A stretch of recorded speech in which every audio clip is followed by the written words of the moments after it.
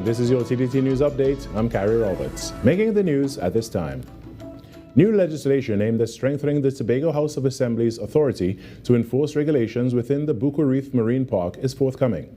Member of Parliament for Tobago West, Joel Sampson, said significant advocacy has been taking place behind the scenes to persuade Cabinet to bring the draft Marine Park Bill 2020 to Parliament. His comments come in the wake of the tragic jet ski accident at Pigeon Point that claimed the life of 7-year-old Angelica Jogi.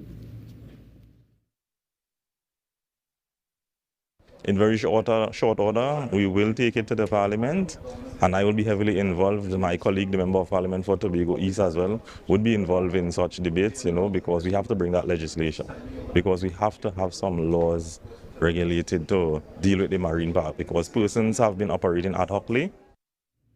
In 2020, the Assembly Legislature unanimously passed a motion called the Draft Marine Park Bill in order to allow the THA greater control over designated marine parks. Currently, the Constitution does not allow the THA enforcement powers. That largely resides with law enforcement authorities such as the TTPS. The bill features provisions to allow the imposition of fines, prohibition of activities, and powers of enforcement. It was delivered to Cabinet in 2020. Mr. Sampson is confident that the bill will go to Parliament before the end of this current parliamentary session.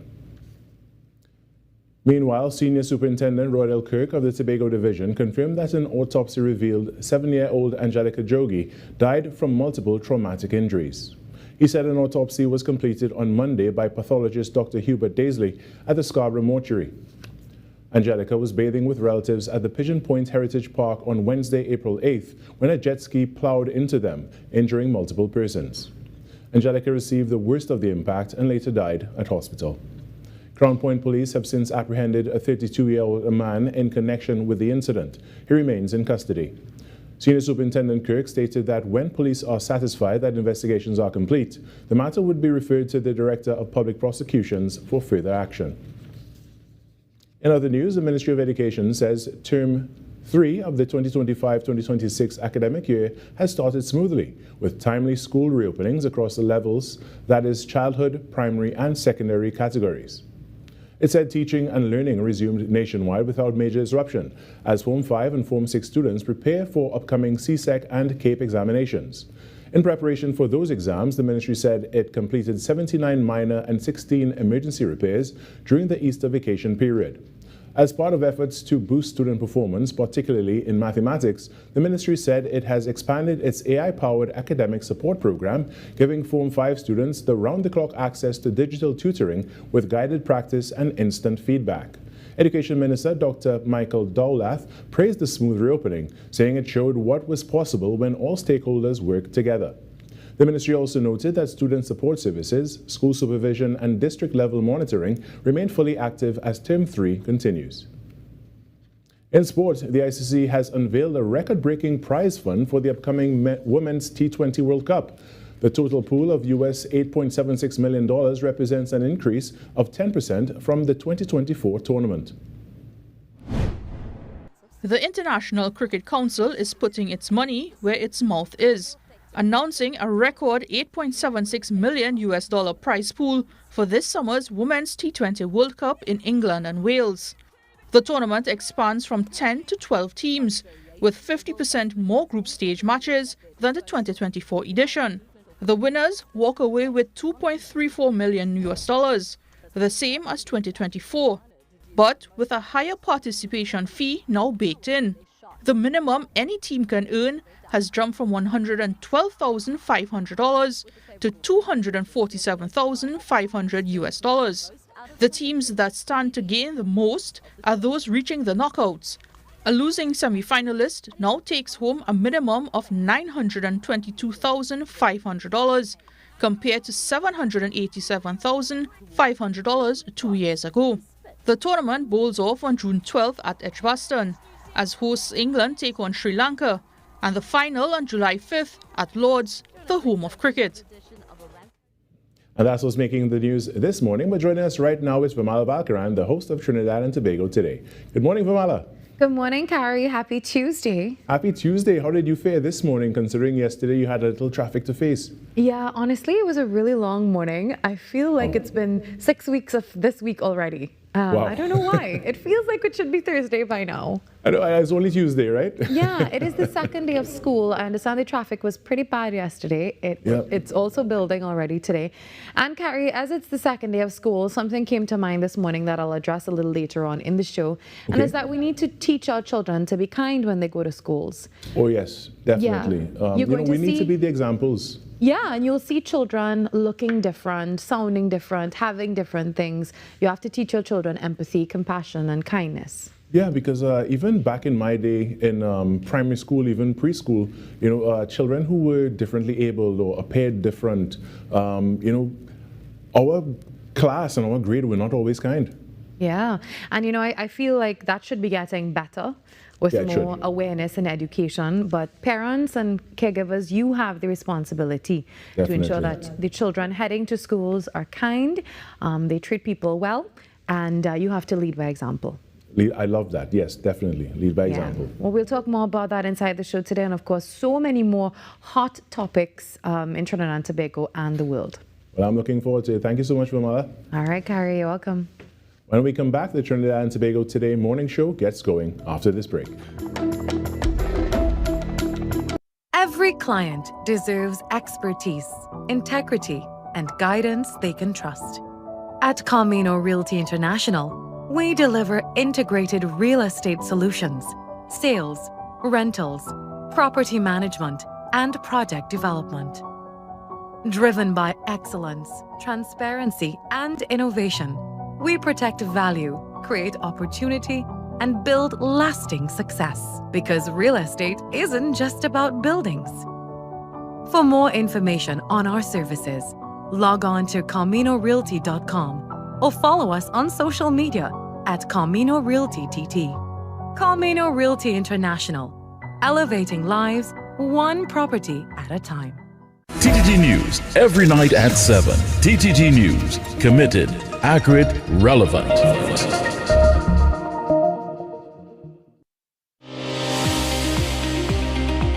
There are a number of risk factors for heart disease, so a lot of attention has to be put towards preventive cardiology.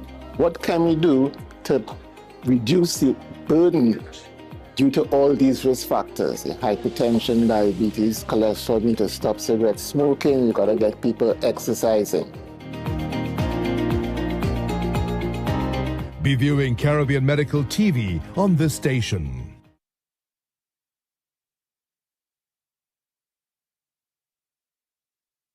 Hi everyone, I'm Marissa Benin. Coming up, Jamaica, here we come. These women of vision are on a mission. Ride the waves and savor the flavor, otherwise known as spending quality time in Antigua and Barbuda.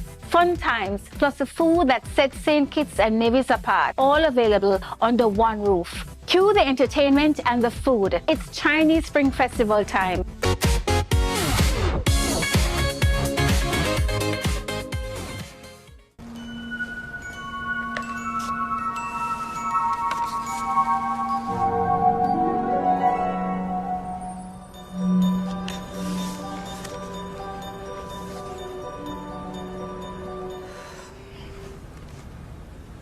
혹시 내가 사랑에 빠질 일이 생길까요?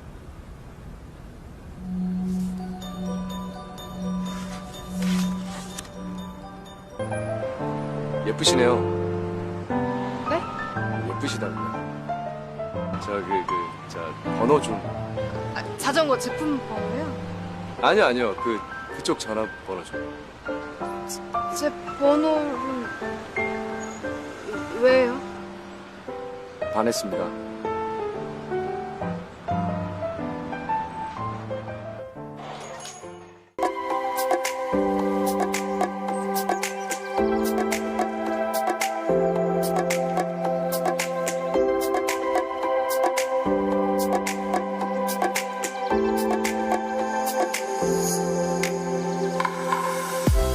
Tuesday, 14th April 2026. The time now, it is 6:09 a.m. Good morning, Trinidad and Tobago and the world. I'm Virmala Balkaran and welcome to Trinidad and Tobago Today. Well, let's take a look now at what's trending this morning. Investigations are ongoing into the death of 7-year-old Angelica Jogi. Well, as you heard in our newscast this morning, an autopsy confirmed that she died from multiple traumatic injuries sustained in that jet ski collision at Pigeon Point Heritage Park last week. And police are saying that a 32-year-old man remains in custody in connection with this incident. Now, the matter will be forwarded to the Director of Public Prosecutions once investigations are complete. And the Monkeytown Barrackport community also held a candlelight vigil for little Angelica. Well, additionally, 6-year-old Skylar Gabriel is showing signs of improvement after a near-drowning incident at a Gasparillo pool. And her mother is saying that this happened in seconds while they were briefly distracted. And this highlights the added challenges of caring for a child with autism. Reports also indicate that there were no lifeguards on duty, and also some CCTV footage showed that the child was moving from the children's pool to the adult pool, where she remained submerged for several minutes before being rescued. The facility says warning signs are posted and that parents are responsible for supervision, but they also admitted it had been without a lifeguard for weeks. Well, actually, we'll be joined shortly by Mr. Edward Moody, and while discussing another matter, we'll also get some important CPR tips. Also, Caribbean Airlines Limited has been reassigned to the Ministry of Transport and Civil Aviation, with Senator Eli Zakur now responsible for the airline as of April 2nd, 2026. And this reassignment was made on the advice of Prime Minister Kamla Prasad-Visasa and comes as Caribbean Airlines records successful airbridge operations over the Easter peak. Now, Caribbean Airlines says it successfully managed increased travel demand between TNT over the Spiritual Baptist long weekend and also the Easter period, something we spoke about on the show. Between March 27th and April 12th, the airline carried just under 37,000 passengers across the domestic bridge. And this was supported by about 592 flights, including 84 additional services, adding more than 6,000 extra seats to meet that demand. The airline is also saying this flexible scheduling allowed it to respond in real time while maintaining a smooth and reliable operation. The acting CEO, Nirmala Ramarai, says the teams worked diligently to anticipate demand and adjust operations, delivering a seamless experience for all the passengers. Caribbean Airlines also recorded a 90% on-time performance during this peak period. The busiest travel day was April 2nd, with just over 2,500 passengers moving between Trinidad and Tobago. So, as we began the show this morning talking to Carrie, it is the second day of school and children are settling back into classrooms and routines. But there is something important that we need to remind ourselves as parents and guardians, or even as members of the community. Beyond the books, beyond the uniforms, beyond all the lunches, beyond the shoes, everything else, we are raising human beings. So please this morning, teach your children to be kind. Teach them to be empathetic. Teach them to be compassionate. Teach them that not everyone will look like them. Not everyone will sound like them or live the same life as them. And that is totally okay. And if a child shows up a little different, maybe they act a little different, or they just don't fit in, don't let your child be the one who points, laughs, or excludes them. Teach them to include. Please teach them to understand. Teach them to be strong enough to stand up for themselves, but also teach them to be strong enough to stand up for others. Because the truth is, we never really know what another child is going through, what they're carrying, what they're facing at home. When they leave school and they go home, things can look very different. And most importantly, remember this: children learn what they see. So please, lead by example, show kindness, show patience, and please show respect. Because if we want better children, we have to be better humans first. Also this morning, we say a very happy birthday to our very own Crystal Atta from TNT Today team. Happy birthday to you, Crystal. We wish you were here with us today, but we hope that you enjoy your day and make the best out of it. Well, you know what to do. Grab a cup of coffee and settle in. Trinidad and Tobago Today has begun. From all over Trinidad and Tobago, Anil wrapping roti at lightning fast speed. Sandra nailing every order in her hardware. Lisa, who is in sync with style. There is no buffering at her boutique. And Dr. Alex filling prescriptions with care. They're all part of the 5,000 strong businesses connected and growing with reliable, high-speed service from Amplia. Now it's your turn. Because with Amplia, you're in good company. Amplia Business.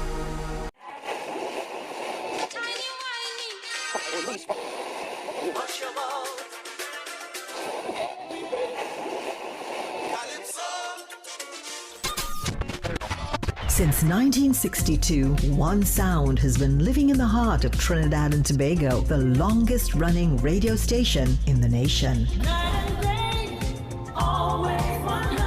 We're your holiday soundtrack, whether it's on your day off, long drives, or house lives. We are always sweet. Always 100. This is music with meaning, music with memories. Music that feels like home. And it's not just the songs, it's the voices you trust, personalities you've grown with. Laughter that sounds familiar. Sweet 100.1 FM, the rhythm of our identity. This isn't just radio, it's tradition. It's memories. It's part of who we are. Sweet 100.1 FM, the rhythm of our identity, part of your family.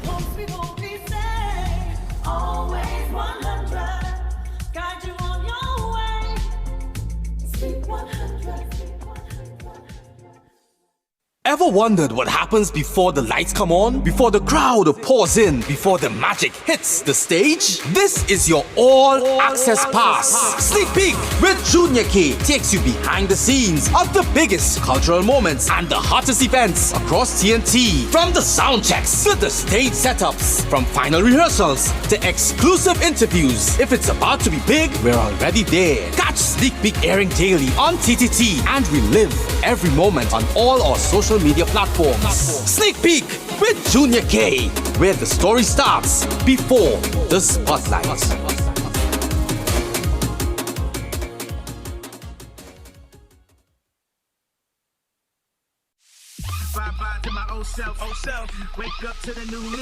Coming soon. A new sound. A new class. A new class.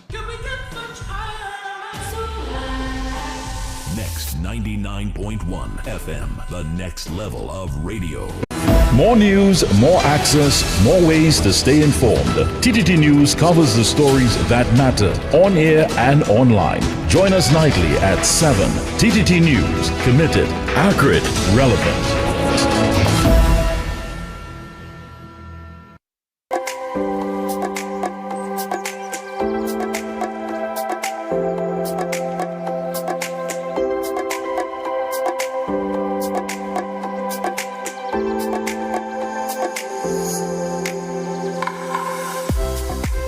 Good morning and welcome back to Trinidad and Tobago Today. Well, we've been seeing too many cases of gender-based violence and domestic violence.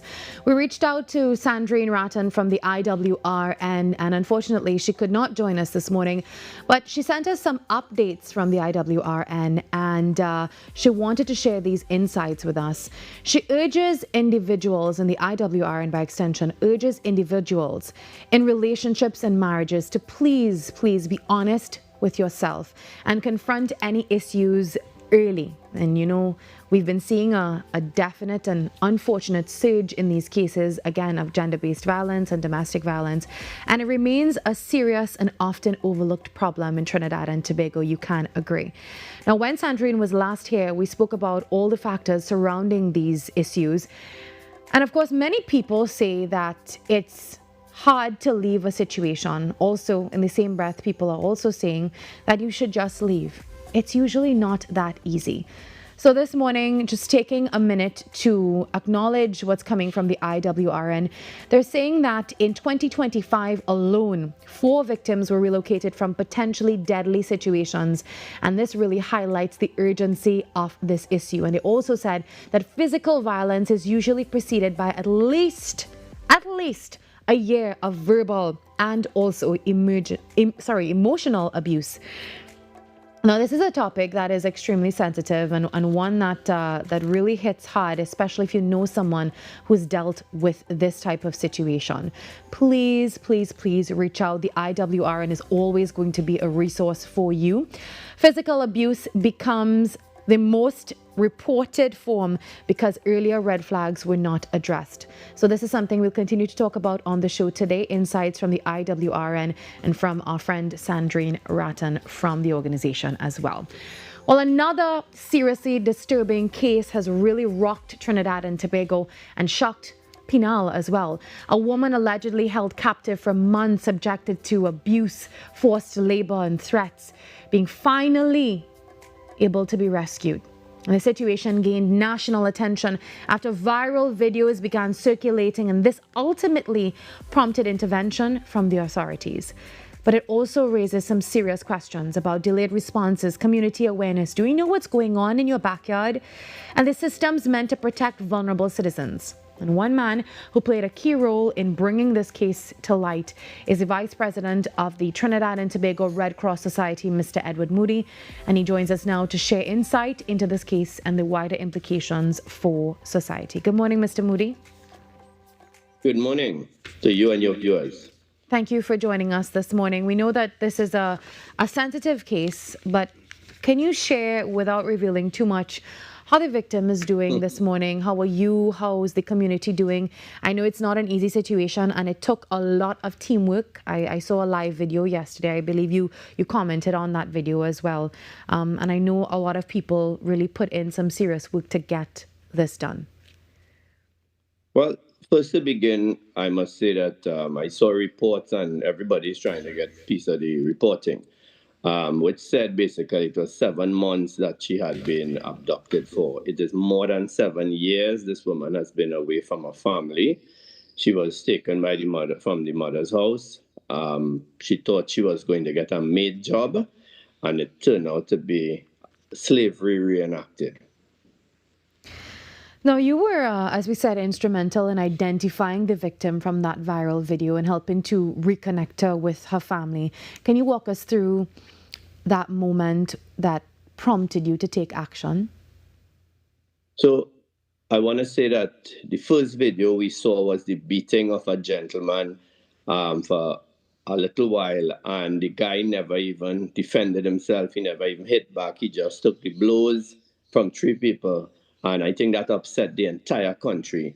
Being a community activist, I decided that that was wrong and I needed to find out myself what was going on. Activist Vicky Rampasad was very, very instrumental in working with me and getting information. She went viral on it, condemning it at every level. And people started sending in videos, stories of that family and what they were doing to others. So I took the gentleman first to the police station. There was a lot of hesitation to take his report. And then I intervened, reaching to the senior superintendent, then to the commissioner, then to people at every different department in the police force. And I entered the police station on the second day with him. And I told the police officers exactly what I was here for. And I insisted that a report be made and taken by the police. And that's a big problem. They tried every which way to convince the gentleman not to do the report. After that was done, videos and comments came in from members of the perpetrator's family, as well as friends, as well as those who had endured beatings and damage and loss of animal abuse at every level from the community, different communities in South Trinidad, because the perpetrator's family extend throughout the entire South Trinidad, and all of them are similar natured and minded in terms of abusing people. So we got the videos that were very heart-wrenching. We took it to different levels of the police service, only to realize that over the few years, when that family have been abusing people, many police officers' names were called as being involved. Could you imagine going to a police station after you were beaten by this family and the police officers telling you, listen, we cannot take that report, get out of here. It is wrong what happened in South Trinidad. It is should be totally condemned at the highest level. And I, being the vice president of the Red Cross and being trained in first aid, AED, CPR, certain structure, I have been reaching out to communities to train people so that they could become resilient. And I have actually started speaking to the police officer system because I realize police officers are not trained in basic first response for medical issues, even psychological first aid and dealing with people at that level. We have a real limitation in the police service. I am not condemning the present commissioner who's trying his best. I'm not condemning Gary Griffith who did his best. What I'm saying is that police officers need to be trained in detail with dealing with these cases. My biggest fear, and still is that woman getting the proper counseling? And is she being interrogated properly based on 7 years of slavery and unimaginable physical, mental torture and the sexual torture that she have been through? I mean, nobody's speaking about that part. They're talking about she was beaten, she was this. Listen, it was sexual torture to the highest level.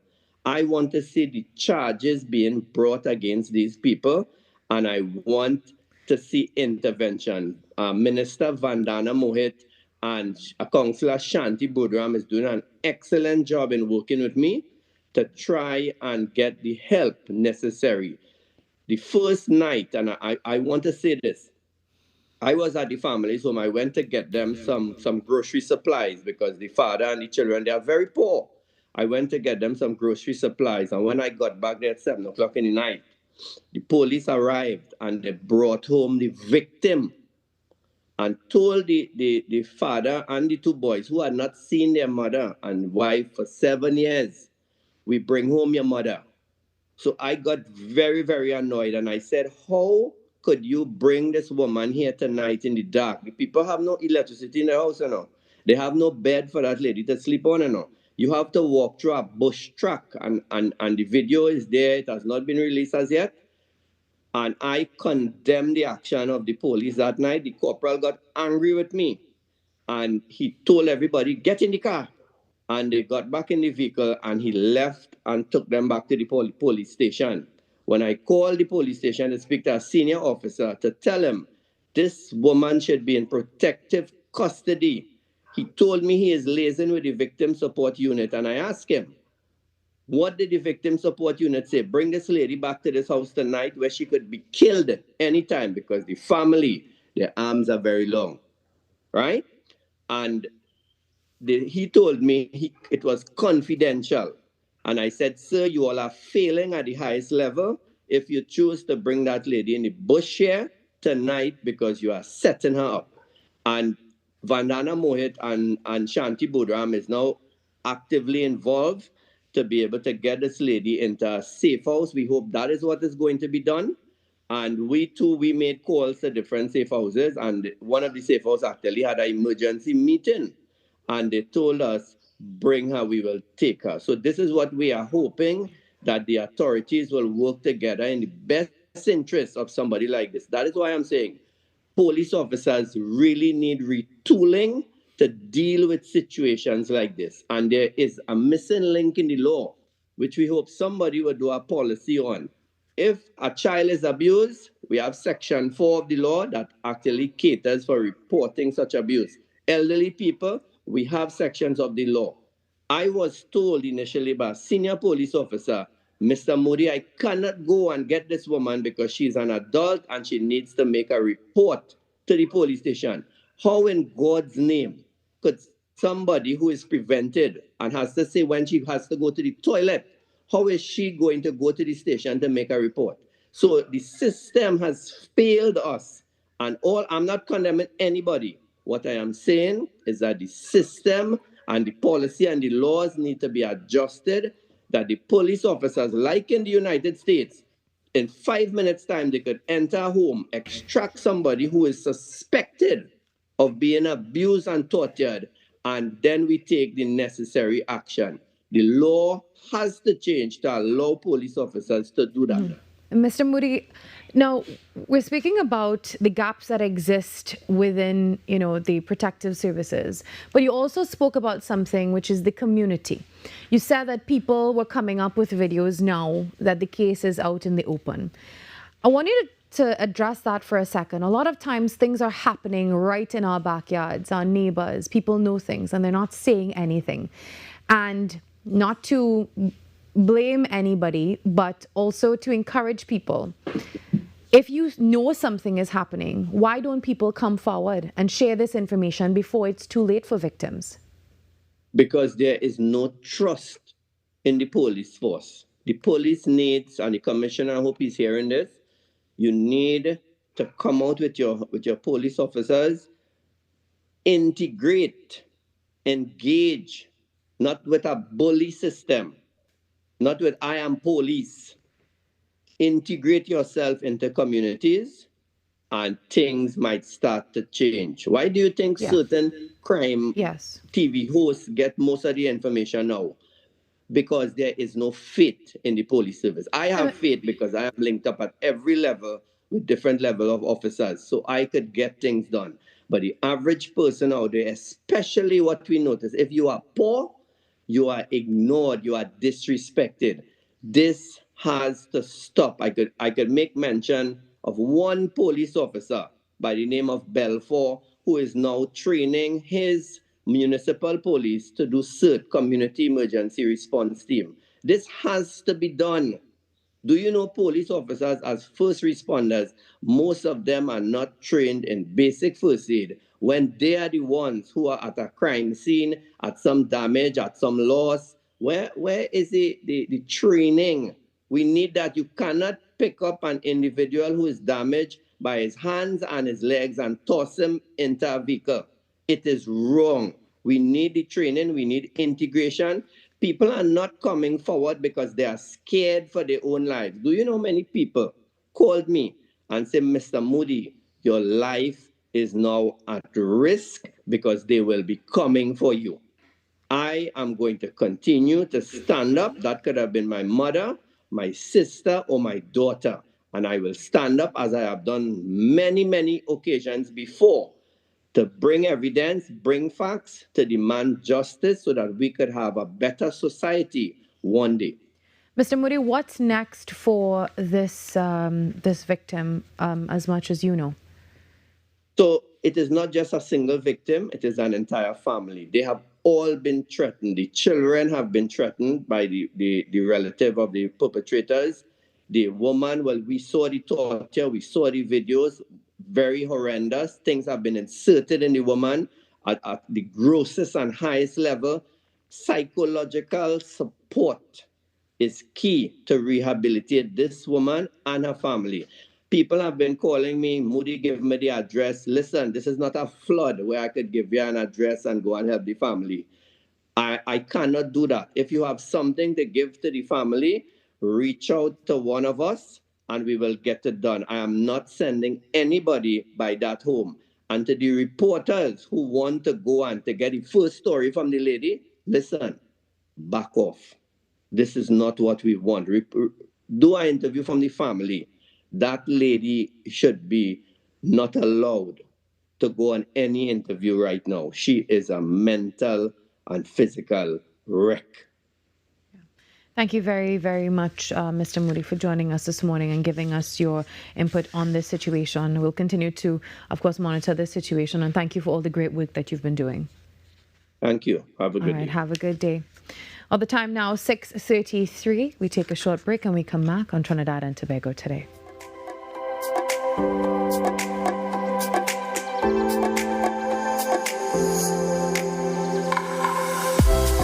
Every client deserves expertise, integrity, and guidance they can trust. At Camino Realty International, we deliver integrated real estate solutions, sales, rentals, property management, and project development. Driven by excellence, transparency, and innovation, we protect value, create opportunity, and build lasting success. Because real estate isn't just about buildings. For more information on our services, log on to CaminoRealty.com or follow us on social media at Camino Realty TT. Camino Realty International, elevating lives one property at a time. When it matters, we're there, reporting the news as it happens, because your world can't wait. TTT News, nightly at 7. TTT News, committed, accurate, relevant.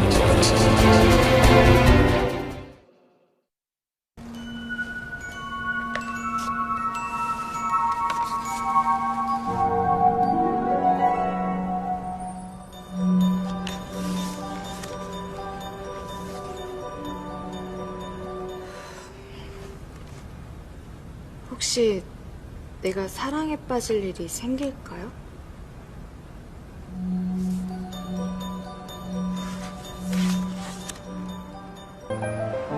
예쁘시네요. 네? 예쁘시다고요. 번호 좀. 자전거 제품 번호요? 아니요. 그쪽 전화번호 좀. 제 번호를 왜요? 반했습니다.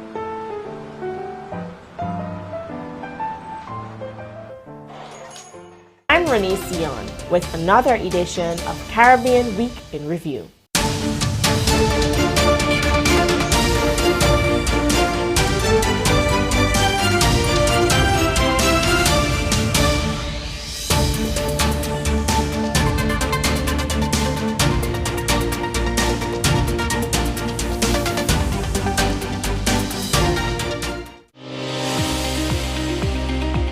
There are a number of risk factors for heart disease, so a lot of attention has to be put towards preventive cardiology. What can we do to reduce the burden due to all these risk factors? Hypertension, diabetes, cholesterol, need to stop cigarette smoking, you gotta get people exercising. Be viewing Caribbean Medical TV on this station.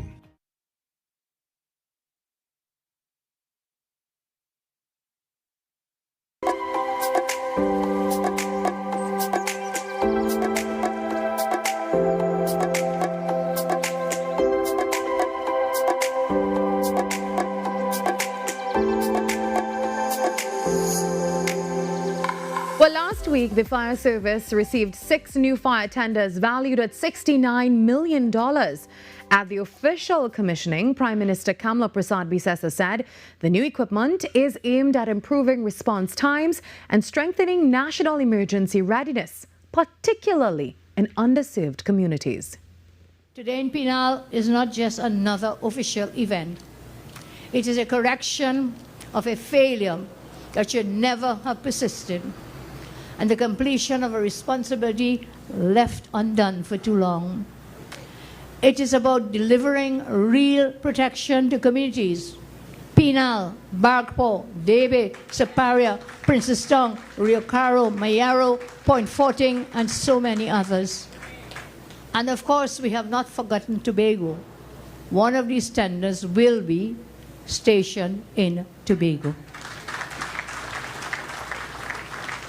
I know Michelle and Aina, Princess Tong and Maruga Tableland and Naparima have been crying for a fire tender.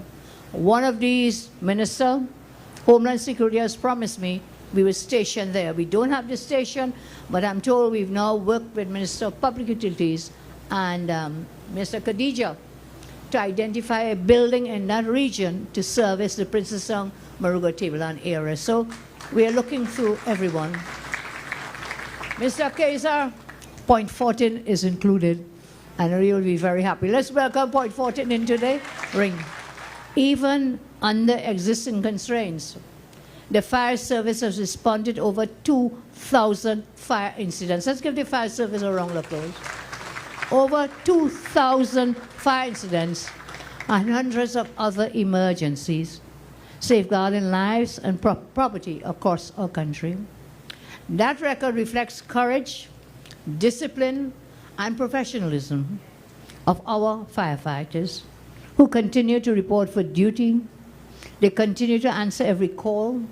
They continue to move towards danger without hesitation, despite shortages, despite equipment gaps, and institutional strain.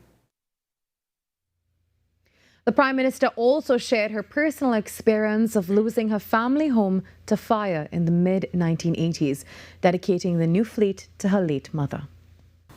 In the mid-1980s, my family lived together in a nice home, not too far from here, not too far from Drupati as well. We lived here. My parents, some of my siblings, and their young children. My husband Greg and I, and my baby son Chris, then a baby. I was doing a final exams in Barbados at that time, law exams. And Greg was working his medical practice right here in Siparia. One day, our home was destroyed by fire. All the adults in the family were at work, and as I told you, I was in Barbados. I was writing the final law exams there. My mother was babysitting with the children when a fire broke out suddenly, and within minutes, the entire house was consumed by that fire. My mother, Ma, as we call her, she tried her best and gathered all the children, including my baby son, Chris. And thank God, everyone escaped with their lives, but nothing else survived. We lost everything, all our memories, all our keepsakes, everything we held there. You know, when you grow up in a family, you have things from you, from your grandmother, your grandparents, everything was destroyed. We lost everything. But I remember my mother's never-ending strength and wisdom. In that moment, she reminded all of us, and I quote, "We are lucky we have health, we are lucky we have strength, and we are lucky we have lives so that we can work and build again." Footage from the Prime Minister's speech at the commissioning in Penal last week. Well, this morning, we're joined by President of the Fire Service Association of Trinidad and Tobago, Keon Guy, and Deputy Treasurer Dineen Mohammed, who, along with their colleagues, have for more than a decade raised concerns about poor conditions and a lack of equipment at fire stations, including shortages of basic gear like breathing apparatus as well. Well, we've heard from the Prime Minister about what's coming for the TTFS, and while these additions won't eliminate ongoing challenges like bushfires and arson, we're here to find out whether this at least offers some hope for the officers on the ground. Good morning, gentlemen, and welcome. Hi, good morning, Virmala, and good morning to your listeners. Thanks for spending this time with us this morning. So, Mr. Guy, I'll never forget the images of you becoming emotional at that press conference over the lack of breathing apparatus. So from that moment to today, and with everything happening last week with the tenders and the promise of new equipment, and the Prime Minister also sharing her personal reflections as well, as we just heard, how have your members received the new equipment and this renewed support from the government? Well, Virmala, what it goes to is that it demonstrates government's commitment to the promises that they made during the campaign trail and immediately after being elected, that they were committed towards improving our firefighting capabilities. And at the end of the day, any improvement in the resources of the fire service results in improvement to the services that we could provide to members of the public who ultimately are our customers. So fire officers are quite elated to have these new appliances. It improves our response times. It improves our ability to perform rescues and respond to emergencies, and it improves our ability to protect our own homes as well. I mean, fire officers are persons in our communities, and they want to ensure that the same way that they are able to protect their neighbors' homes, they're able to protect their homes.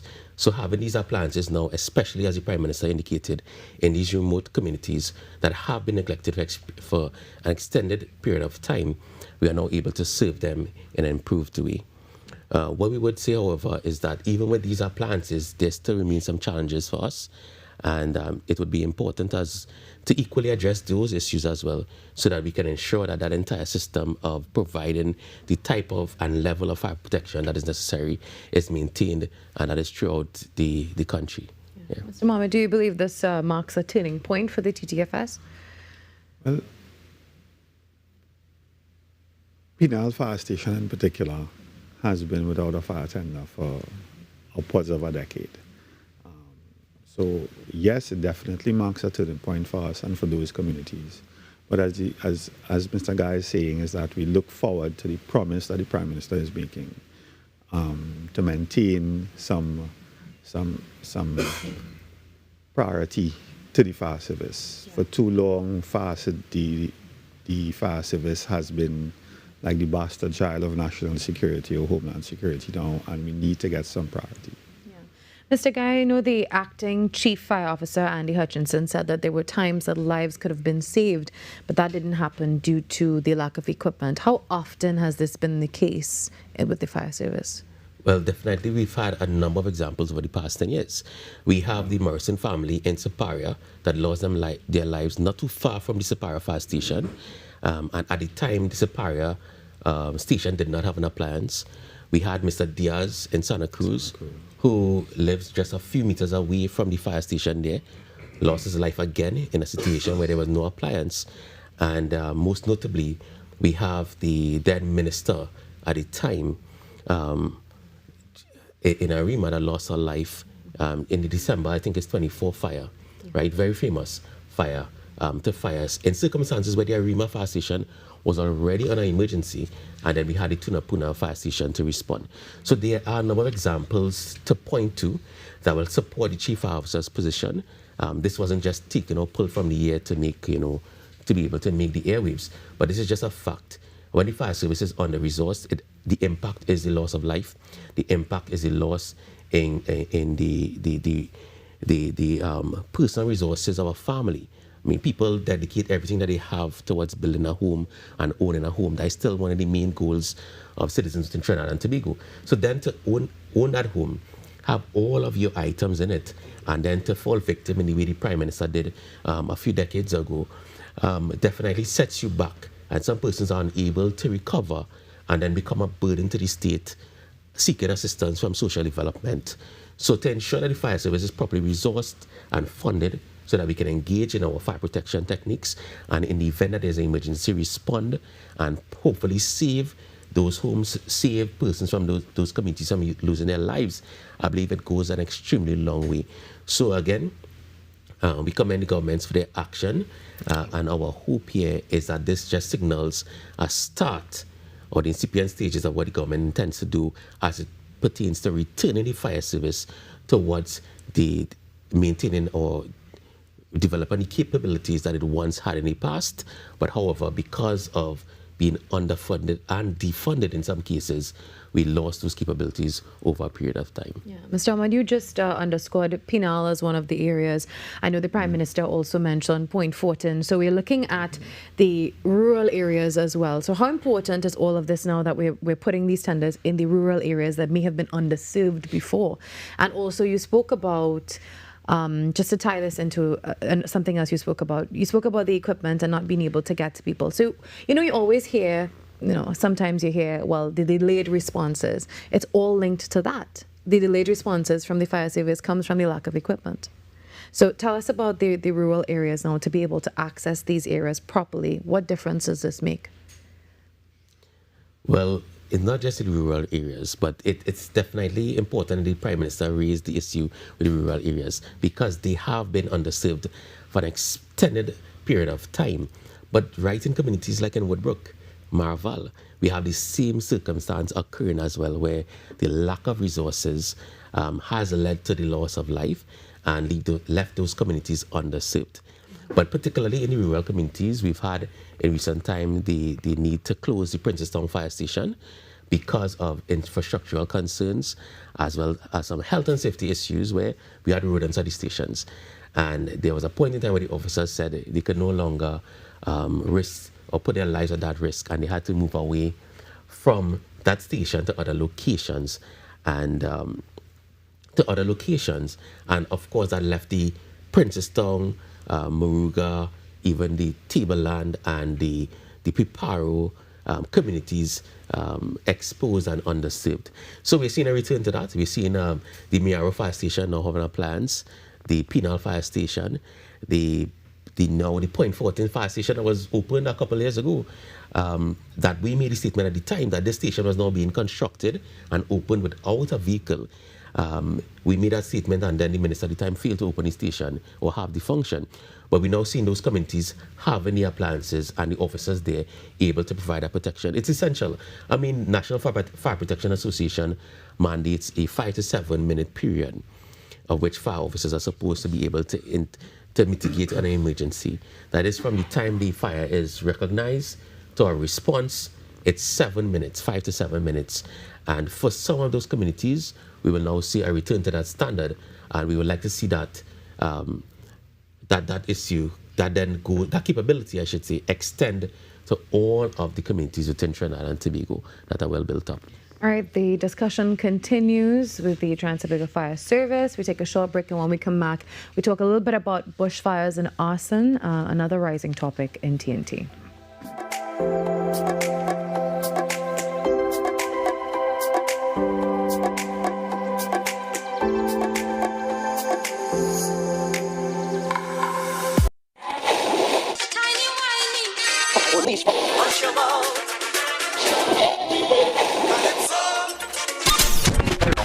Since 1972, one sound has been living in the heart of Trinidad and Tobago, the longest running radio station in the nation.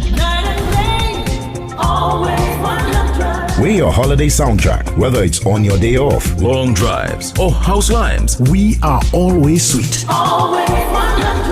This is music with meaning, music with memories. Music that feels like home. And it's not just the songs, it's the voices you trust, personalities you've grown with. Laughter that sounds familiar. This isn't just radio, it's tradition. It's memories. It's part of who we are. Sweet 100.1 FM, the rhythm of our identity, part of your family.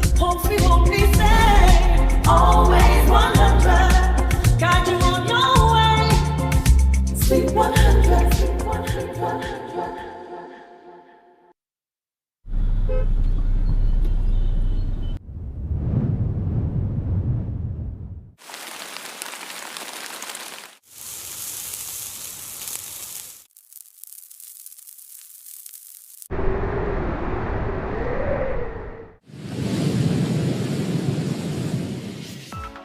TTT weather with Zaina James, daily at 7 p.m.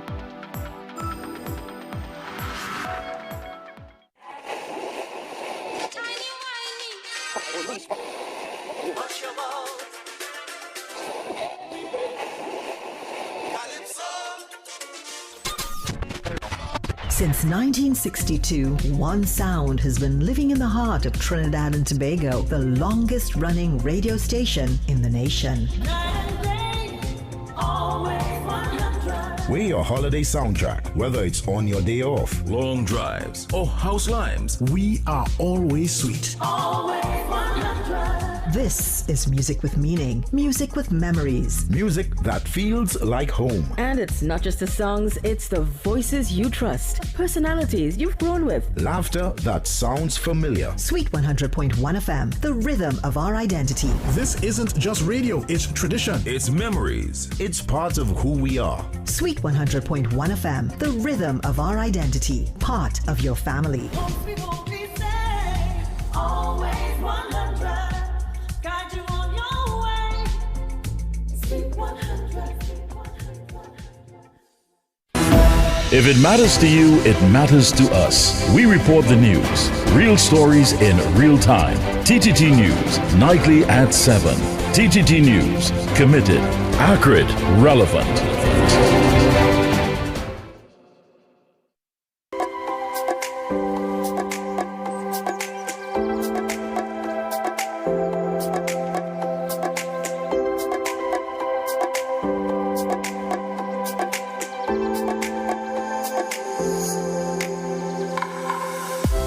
Continuing our discussion this morning with the Fire Service Association President, Mr. Kiangai, and Mr. Dineen Mohammed, the Deputy Treasurer. So we switch topics a little bit now. I want to talk about the bushfires. This is bushfire season. It is a high-risk period. How severe has the season been on your end? Well, usually in the past, we had some really bad seasons. Now, officially, the seasons start at the 1st of December and finishes on the 30th of June, which is the dry period in Trinidad and Tobago. And that is categorized as the dry season, which is where we got the most amount of bushfires. Like I said in the past, we have had some really bad years. Usually we find when the climate or the weather is very dry, humidity is not high, that is the recipe for bushfires. And not only bushfires, but very large bushfires because they spread very, very quickly. This year has not been as bad as some of the previous years because we had some sort of participation during the period, which kind of relieves the likelihood of it being bad. But yeah. Now, there's been suggestions for a separate unit, I believe, to handle agricultural or forest fires. Do you think that's a viable solution? Of course. Any kind of resources to specialize in the amount of calls or the diversity of calls that we respond to will be welcomed. The thing about it is that we were talking about the rural areas. In the urban areas where it's more densely populated is where the greater risks are. And Keon mentioned about Woodbrook. The thing about it is that some of the most devastating bushfires we have had is not in the rural areas. It tends to be in the urban areas because the greater risk of fire spread to buildings is that much greater. So when we look at the Port of Spain and the west, where it's very densely populated, bushfires in that vicinity could usually in the past has resulted in the loss of life because the buildings are so densely packed. Once one building is ignited, it spreads rapidly, and not having the capability to respond in those areas results in the loss of life. In addition, the Port of Spain area usually have traditionally small, narrow roadways. So the large fire tenders for those communities usually don't provide the protection it needs. There are many times that an appliance can't traverse that narrow roadway, and the officers have to pack up the appliance and go long distances on foot. And then rely on hoses or whatever means they could get when they reach to a fire to protect a house, to protect the family's investment, with whatever means they have, because they have to leave the truck behind. So we need specialized equipment, especially for areas that have those kinds of roadways. And we need emphasis on the urban areas as well for bushfires. Mr. Definitely. Guy, before we wrap up, I just have one more question for you. I want to shift to another concern. We've been seeing a noticeable rise in cases of arson recently, or suspected arson. Have you been seeing an increase from your end as well? Any examples I would have to give would be from the top of my mind. I don't think we have the figures to back that up presently. However, it has been a concern for the fire service regardless. It forms part of that fire prevention package that we look at, and those investigators and officers provide educational provide options to businesses and to homeowners as well as it pertains to protecting their facility. One very simple activity we could take in is ensure that our refuse that we store, some persons just have it stored very all over the place in the front of their properties, and it makes it a very easy target for persons who might be inclined to engage in that type of antisocial behavior. Not only that, but we've also seen that some of the gang members are now using this for the past, they've used this as a method of getting back at the persons in the rival gangs and so on. So it's high risk for fire officers and for homeowners as well. So with the police service, the fire service has been working to provide education and also to ensure that we are able to prosecute on these matters.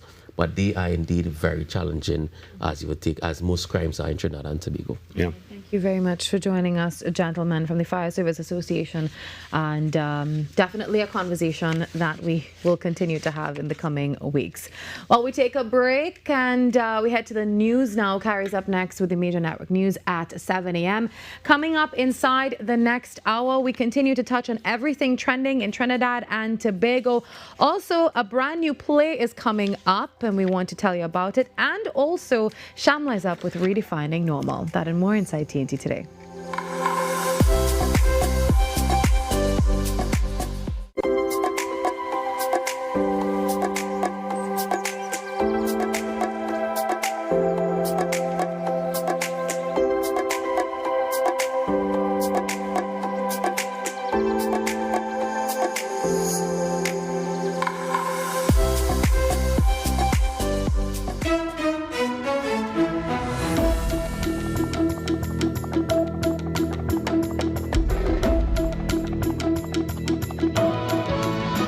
Good morning, this is your TTT News Update. I'm Carrie Roberts, making the news at this time. Tobago experienced a smooth return to classes after the Easter vacation, with no issues reported. At the launch of the EK initiative in Signal Hill, Orlando Kerr said his monitoring indicates school reopenings proceeded smoothly.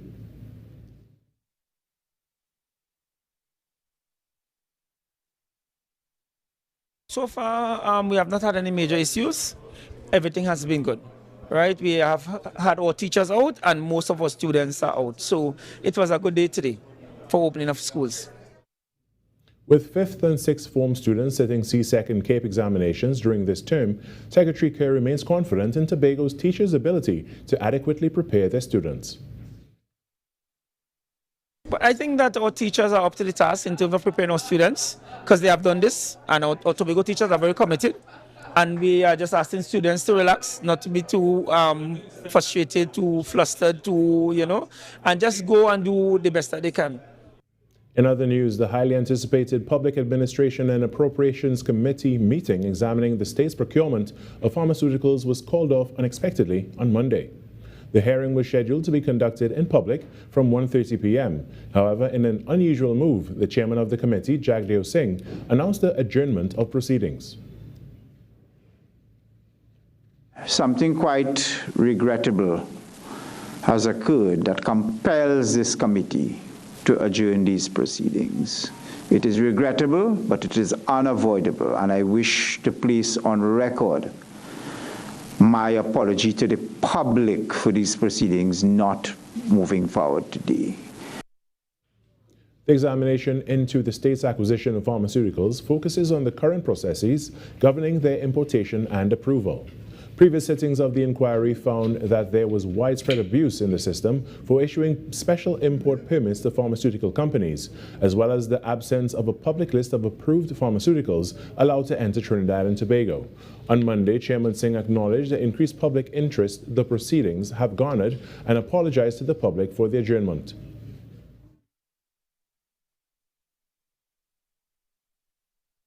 I did not think that that was a tenable position to adopt, having regard to the large public following this inquiry has garnered. And I think we owe a duty to the public to at least to explain why. I cannot go into the reasons why. For members, we have had an extensive discussion amongst ourselves.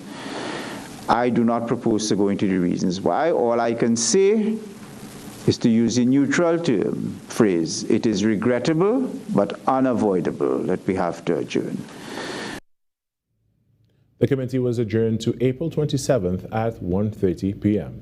In some sport now, Trinidad and Tobago Red Force are in the driver's seat in round 1 of the West Indies Championship, with Amir Jangu leading the way with an unbeaten 133 against the Leeward Islands Hurricanes. Sent in to bat at the Coolidge Cricket Ground in Antigua, the Hurricanes were dismissed for 138. Jamar Hamilton top scoring with 44, as Red Force spinners Brian Charles and Carrie Pear claimed 3 for 9 and 3 for 34 respectively.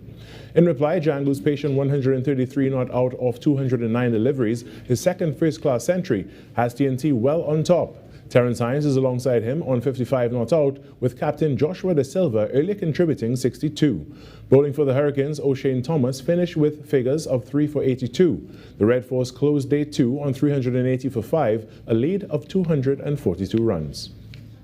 In some more news now, U.S. President Donald Trump is facing mounting criticism after sharing an AI-generated image portraying himself as a Jesus-like figure and launching online attacks against Pope Leo XIV.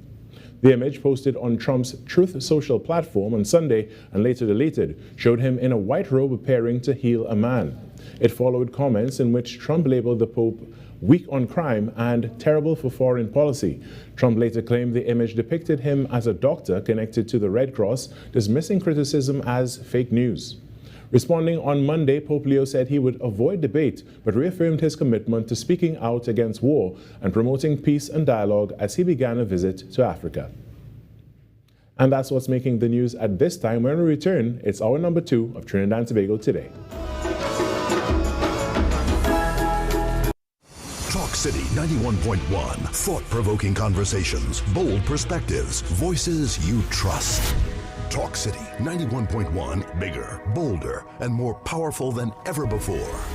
Yes, Talk City 91.1 FM. A brand new era of talk radio is here. With voices you know, trust, and respect. Get ready for an all-new lineup of the very best in talk. Andy Williams, Lennox Smith, Stephen Reese, Mr. X, Derek Charbodi, Roland Stewart, Sharon Farfan, Sudath Prasad, Heavy Duty, Alex Asing, Karen Francisco, Cherry Lean Lewis, Short Pants, and more of the voices shaping the national conversation. From hard-hitting current affairs to real community issues, culture, politics, social development, and the stories that matter most to you. This is where Trinidad and Tobago comes to talk.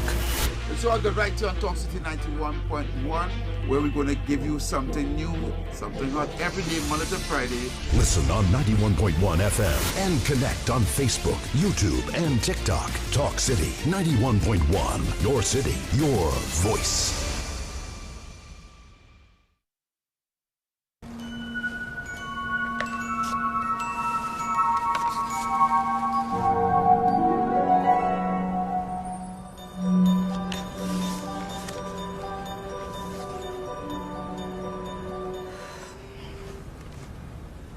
혹시 내가 사랑에 빠질 일이 생길까요?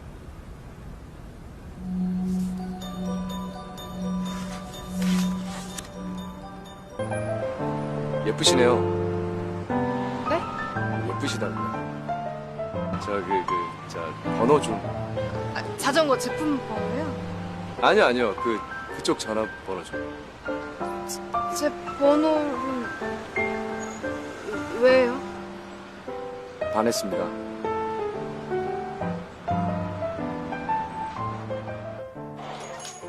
Unleash your imagination with TTT's Terrific Toon Time. Join us as we stop evil geniuses from taking over the world on Super Z, or hop on board for a journey into outer space with Galaxy Kids. Be a part of our quest to save the forest alongside our robot pals from Bugspot Ignition. Or let's go exploring with Duda and Dada. It's fun-filled adventure with Terrific Toon Time right here on TTT.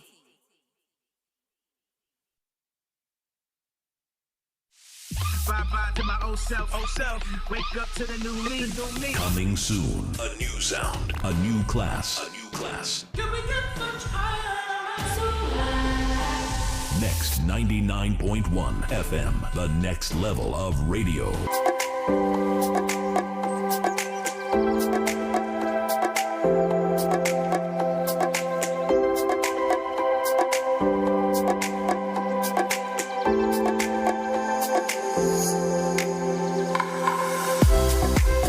To Trinidad and Tobago Today on TTT. If you're streaming us live this morning on YouTube or Facebook, a special good morning to you.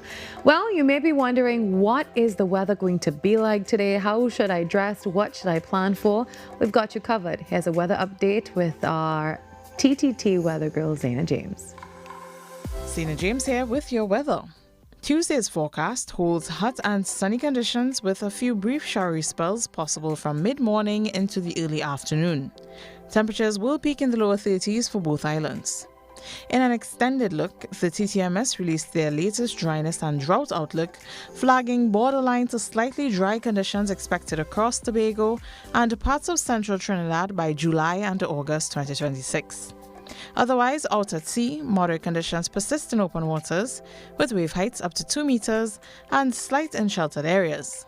In addition, a new moon on the 17th could increase the tidal pull, producing more exaggerated tides until Monday. As such, caution is advised, especially during high tide. Thank you, Zena. Well, the Ministry of Education Trinidad and Tobago is reporting a smooth start to Term 3 of the 2025-2026 academic year, with schools reopening on schedule and classes resuming without major disruptions. During the Easter break, the ministry completed 79 minor repairs to support upcoming CSEC and CAPE exams, along with 16 emergency repairs at schools nationwide. The National Schools Dietary Services Limited has also resumed operation, delivering over 62 1,000 breakfast meals and 75,000 lunches on the first day of service.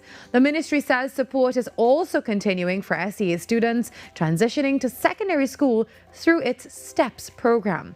Education Minister Dr. Michael Dowlath is commending the successful reopening as officials maintain that student support services and school monitoring remain fully in place.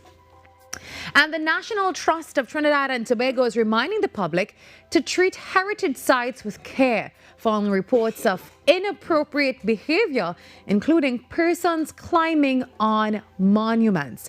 And the trust is saying many of these assets are fragile due to age and improper handling, and it can cause irreversible damage and pose safety risks. With over 400 sites recorded nationwide, the organization is urging citizens and visitors to please respect these spaces, and they noted that they represent important parts of the country's history and identity. The National Trust is also encouraging the public to report and seek guidance on heritage sites as it continues efforts to preserve Trinidad and Tobago's cultural legacy. Well, we've been giving you these updates and we are happy to bring you another. Papa Ute is now 7 weeks post-spinal cord injury due to gunshot. And he is now back to his original weight, 6.7 kilograms, after having gone down during his journey recovery to about 5.3 kilograms. And his return to normal weight is indicative of the hard work that was really put in from day one towards maintaining his nutrition and fluid intake. And he's also able to turn himself into an upright position, and he can now move himself forward on his front legs as well. Well, today, 6 weeks post-injury, his spine is considered stable enough to start pool or water therapy. He had his first session for 30 minutes in the pool, which showed plenty promise as he activated his front legs and tricep muscle more and more. So we're seeing great progress from Papa Ute this morning. Thank you to Dr. Kriyan Singh for that video update. We always enjoy seeing him.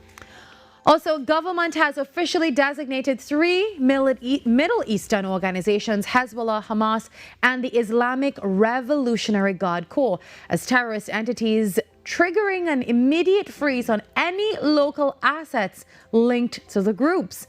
The High Court issued the orders between April 8th and 9th under the Anti-Terrorism Act, mandating that all property, whether directly or indirectly connected, be frozen. The measures are now enforceable across financial institutions and regulatory bodies nationwide, and the listings will be reviewed every 6 months by Attorney General John Jeremy. The move brings the country in line with the international counterterrorism frameworks aimed at disrupting terrorist financing networks. Well, for all the stories that you see here and more, follow us at TTT Live Online. If you have anything you want to contribute to the show, we'd love to hear from you. Simply send us an email at tttoday@ttt.co.tt. We take a break and come back with more.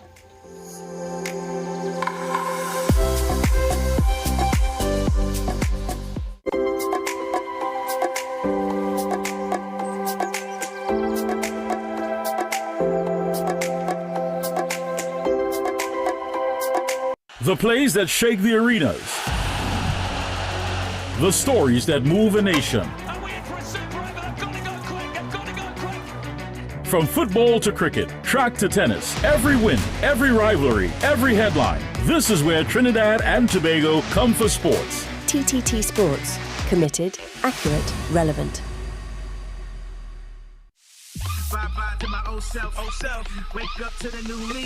Coming soon. A new sound. A new class. A new class.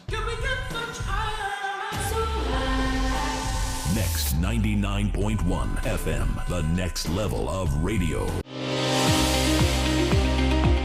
There are a number of risk factors for heart disease, so a lot of attention has to be put towards preventive cardiology. What can we do to reduce the burden due to all these risk factors? Hypertension, diabetes, cholesterol, need to stop cigarette smoking, you gotta get people exercising.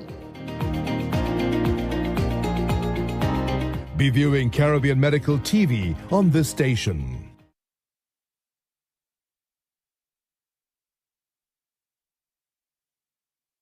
up for this exciting challenge and confident about your business? If you are, the 10-20 feature is just what you need. It's where you give your customers 10 reasons in 20 seconds why they should shop by you. This fun-filled feature will be captured, packaged, and aired on television and promoted on social media simultaneously. Small, medium, and large businesses call or WhatsApp 764-3378 or 313-4215. Let's feature your business. 1020 with Junior K. It's affordable, effective, and fun.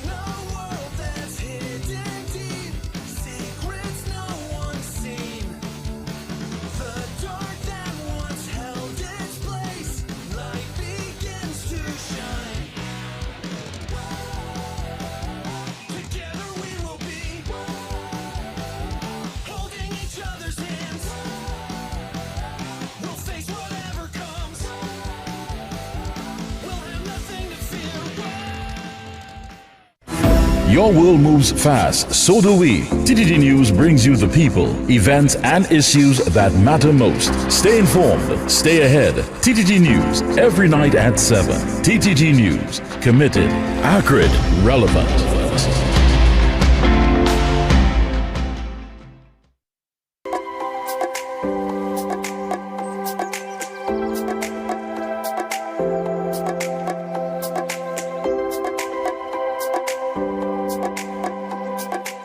Did you know that women are less likely to travel alone and more likely to travel for family and caregiving reasons? Well, that's coming out of a new study in Suriname. I'll tell you a little bit about it a little later on. But for now, as the world observes Autism Awareness Month, one Tobagonian mother has proven the importance of early diagnosis, intervention, and support. In this I Love Tobago segment, Carissa Douglas sits down with Luann Gardiner as she shares her experience raising a child with autism and the lessons learned along the way.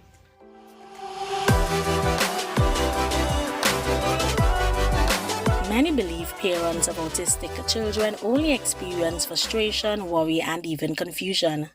However, this is not the case.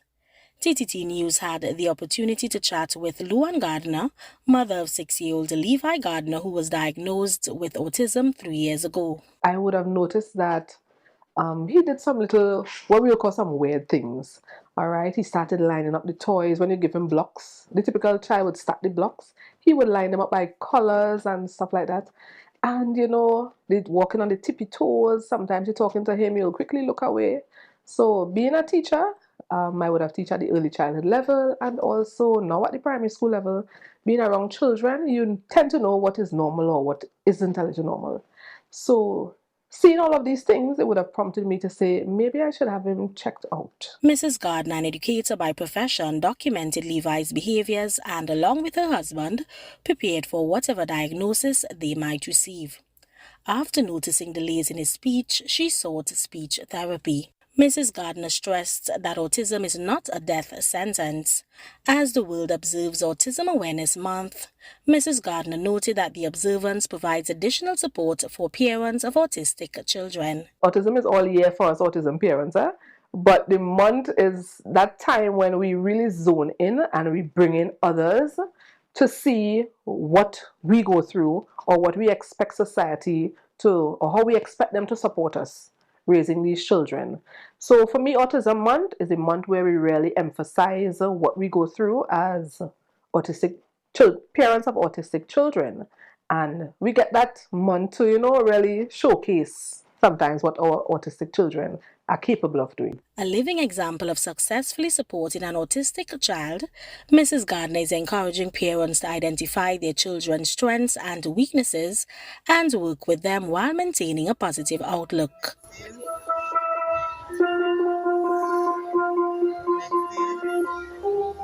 I am Carissa Douglas for TTT News, and I love Tobago.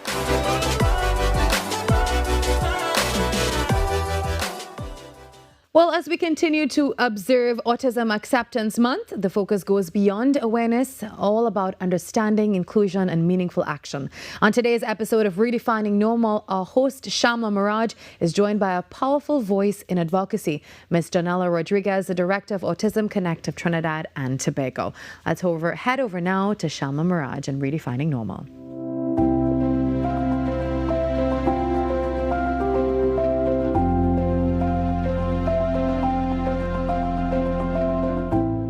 Good morning, everyone, and welcome to Redefining Normal with me, Shamla. As we continue our conversation throughout this month on autism awareness, I have today with me special guest, Janella Rodriguez, who is the founder of Autism Connect and also a speech language pathologist. So, Dr. Janella, how are you doing? I'm good, thank you. I'm not a doctor yet. You can just call me Donella. That's fine. No problem. So, Ms. Rodriguez, what drew you to autism advocacy? I always say this, autism found me. I simply went through my education and my programming, and I always ended up with the caseload being primarily with autistics. And I found that I enjoyed it. And because of that, I went on to do further continuing education around it. And it just became my niche area. And there was a special connection, I would say. And I see that connection through your work and passion. Yes. So what are the biggest challenges families face in accessing therapeutic support in Trinidad and Tobago? When I first returned, I was one of 5 speech therapists. We have grown significantly since, and we have about 25 licensed therapists between the 2 islands, I would say now, and that's forever growing. Nonetheless, because of the awareness and because of early diagnosis, which we've come so far with in the country, I would say now parents are seeking help earlier. And because of this, there's this choke of wait lists. And that's definitely one of the challenges. You know, the parents would end up going for a confirmed diagnosis, perhaps, say, at the child development clinic or with their private pediatricians. And then the referral will end up being go to a speech therapist, and they give them this checklist of referrals. And they make that first call and they're hit with, sorry, we have a wait list. So that's one thing. Also, the financial burden is significant, absolutely, especially if therapists have been practicing for many years, then they tend to increase the price. And then because this is for a number of years as well, that a child will require services, what happens is the spot is held for a significantly long time, so the discharge is not as rapid as you would find with just a walk-in, can you help me fix my lisp or a stutter kind of case. Yeah. So those are some challenges, but we have a solution for that, right? I ensure that I train my parents to help themselves be the therapists. Exactly, the demand and supply, as you would say. Yeah. So what emotional challenges do you observe parents of children with autism face? Well, fear is the number one challenge. Then uncertain of the future for their children. I have a very strong relationship with my parents, and I can tell by their anxiety from that first phone call that they're unsure as to what is the process and what does this actually mean. So just helping parents regulate their own emotions and to manage those big feelings is certainly one of the areas that I know that I work alongside parents for. And just give them that hope through helping them with this structure that they can just empowering parents to know that they too could absolutely help their children in the natural everyday settings. while getting ready in the morning for school, while getting their snacks ready, their meals ready, while washing hands, while buckling up to go into the car. These are all areas that parents themselves can insert language development and interaction with their children in a very natural way. Definitely. And I think now that, we are privileged to have access to so much information, and they can also leverage on that. So I mentioned in the beginning that you are a speech pathologist. So how does speech therapy support children with autism? Oh, well, typically there is that clinical approach of a parent bringing a child in for therapy sessions, which will last about 30 minutes a session. And because of the spectrum, the access varies, the goals will vary, right?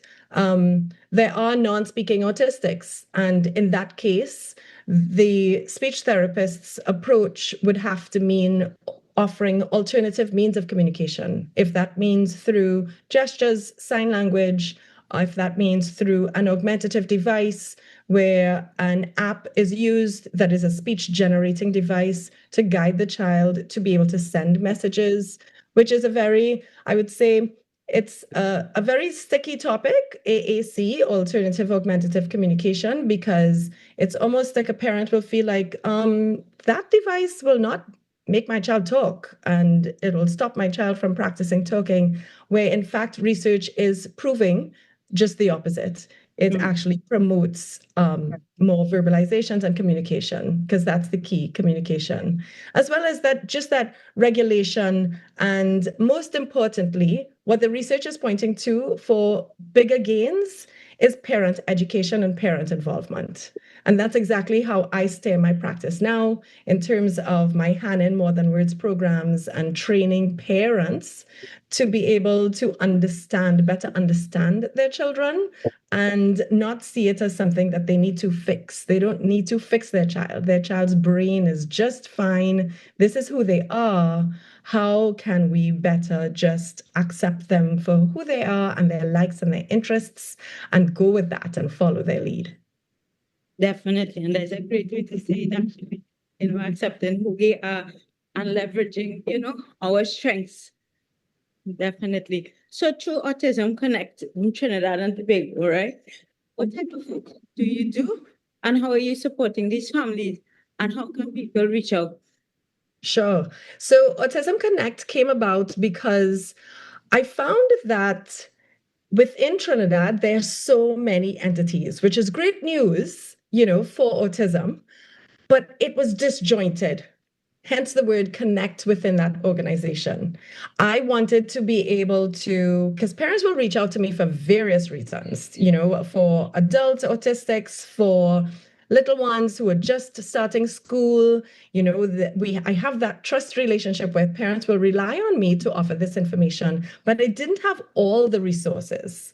So through Autism Connect, the mission is to be able to connect all entities, all the resources within the island and globally, actually, because we do have relationships with the CARD group, which is the Center for Autism and Related Disabilities. We've maintained relationships with them through Florida. And I say we because the organization has started up. It's not just me, it's with two other colleagues who are speech pathologists and another colleague who is a developmental disability specialist. And it's the four of us that decided we need to bring all the entities together and all the resources together to be able to share this information with families. So we encourage as many organizations to reach out to us so that we can thereby help our parents and guide our parents. Now, through April, what we try to do and what we've been doing successfully, I would say, is we've been teaming up with spaces to have neuro-inclusive spaces throughout the month.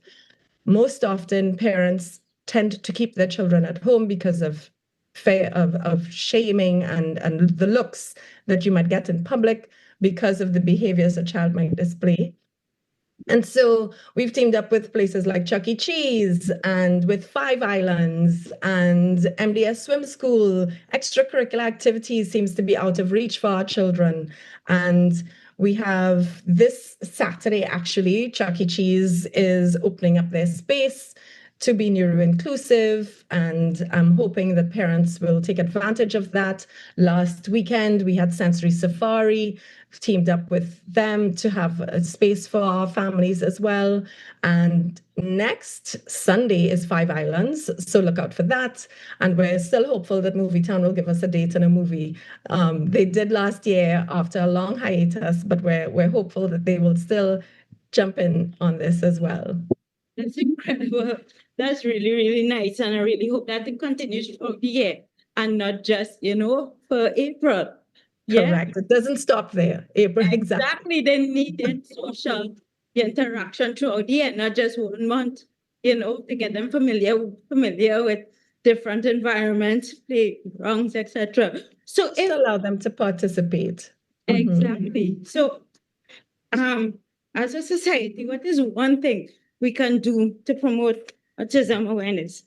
I would say, as a society, the big picture is do not feel sorry for families with autism. However, I do want to say that it is something to be taken seriously because the families need a lot of support. I don't want society to think that autism is an illness. It's something that, poor you, we don't necessarily need pity. What ideally we would want is how exactly can we accept the children for who they are without judgment in public spaces, and especially through schools. I get a lot of calls from parents in tears and just really begging for schools to be a lot more open and accepting rather than being fearful of, oh, sorry, we are not equipped and we cannot support. I would like the schools, the administrative staff and teachers to perhaps do further education around the area as to how best to support, because they're here to stay and they deserve a place as well, just as any other little boy and girl. I tend to speak mostly around pediatrics than adults because that is my population. But a child with autism does grow up to be an adult with autism, so it's not to be ignored. Last quick question. Can we reach out to you via social media? Yes, Donella Speaks, Donnella Speaks, is the handle that I use on Facebook and Instagram and perhaps other platforms, but that's primarily where I am. TikTok, I guess, I don't know. I try as much as possible to be as authentic as I am and show up for you as real as I can be for my families. Donella, thank you so much. And what you're doing is incredible, and continue doing what you're doing. Thank you, Shamla. I appreciate you for even reaching out to me and spreading the word. Of course, as always, and I would reach out to you again. So, guys, I want to say thank you so much for tuning in to this week's segment of Redefining Normal. As I always say, be good, do good. Until next week. Bye, everyone. Bye. Bye.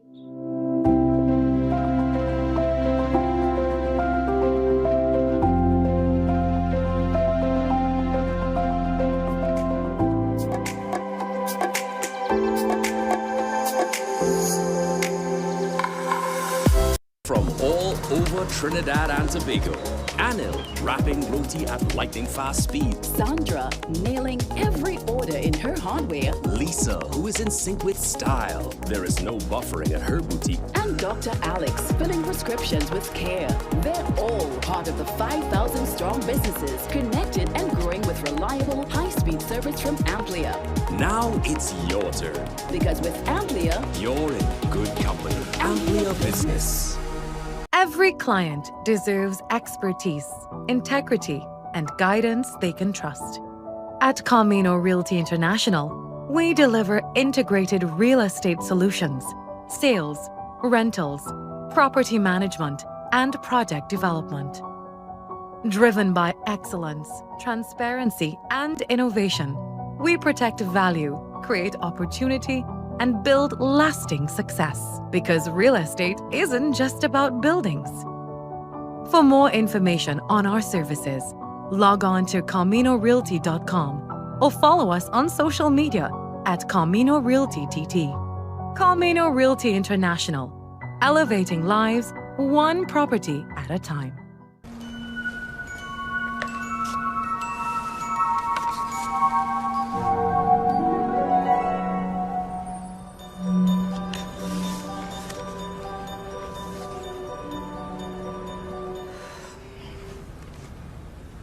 혹시 내가 사랑에 빠질 일이 생길까요?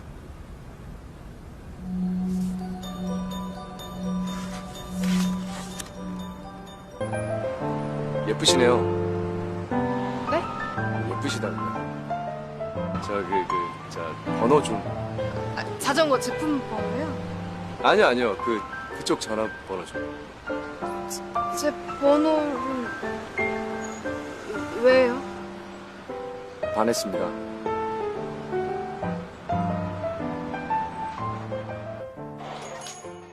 Hi everyone, I'm Marissa Benin. Coming up, Jamaica, here we come. These women of vision are on a mission. Ride the waves and savor the flavor, otherwise known as spending quality time in Antigua and Barbuda.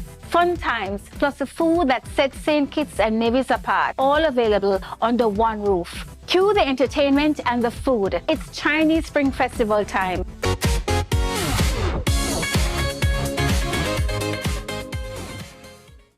Your news, anytime, anywhere. TTT News brings you the facts that matter most, on air and online. TTT News, nightly at 7.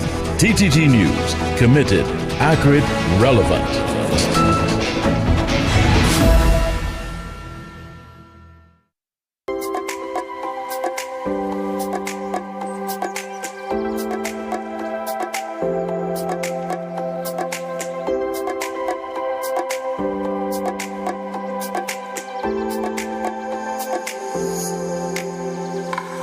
The time now 7:37 a.m. on Trinidad and Tobago today. Well, some regional news for you before we get into our next interview.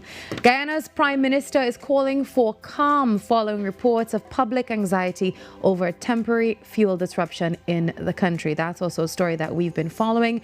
And the Prime Minister actually issued a statement confirming that while one major oil company faced a shipping delay, that vessel has since arrived and is currently discharging its cargo. The Prime Minister is also calling on citizens to avoid panic buying or hoarding, and importers have assured that the government that the situation will be stabilized safely. Also, in some other news in Guyana, 26-year-old mother Sarah Elizabeth Shivprasad, a story that I was following for quite a while. I think this broke last week.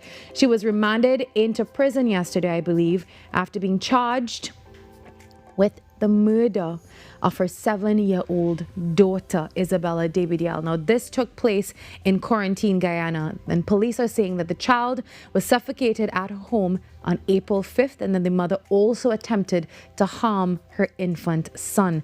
And investigators are saying that she was under some emotional distress, and that was because of situations that were happening at home, and I believe marital issues as well. Actually, before the incident, she posted an apologetic picture on Facebook, I believe, a message. And that was definitely a heartbreaking situation. She later attempted suicide, but she was hospitalized and now taken into police custody.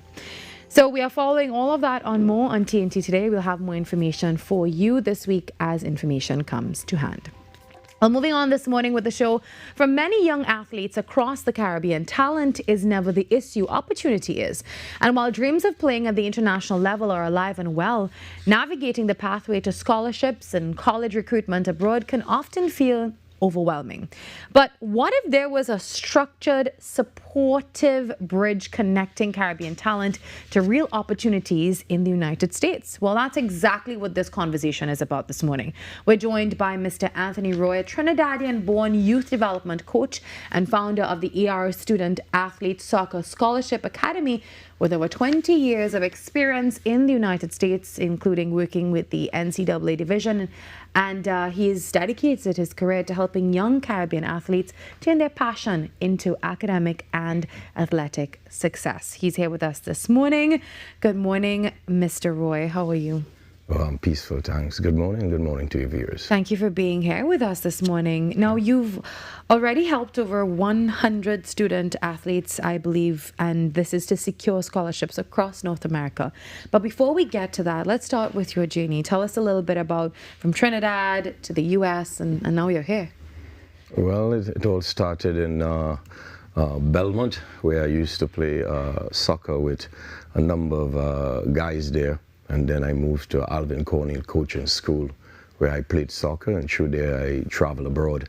And, knowing that a number of kids were getting through to get scholarships, I saw the opportunity when I was in the US to start opening up more doors for student athletes. At that time, you would not really get a lot of kids going out to school.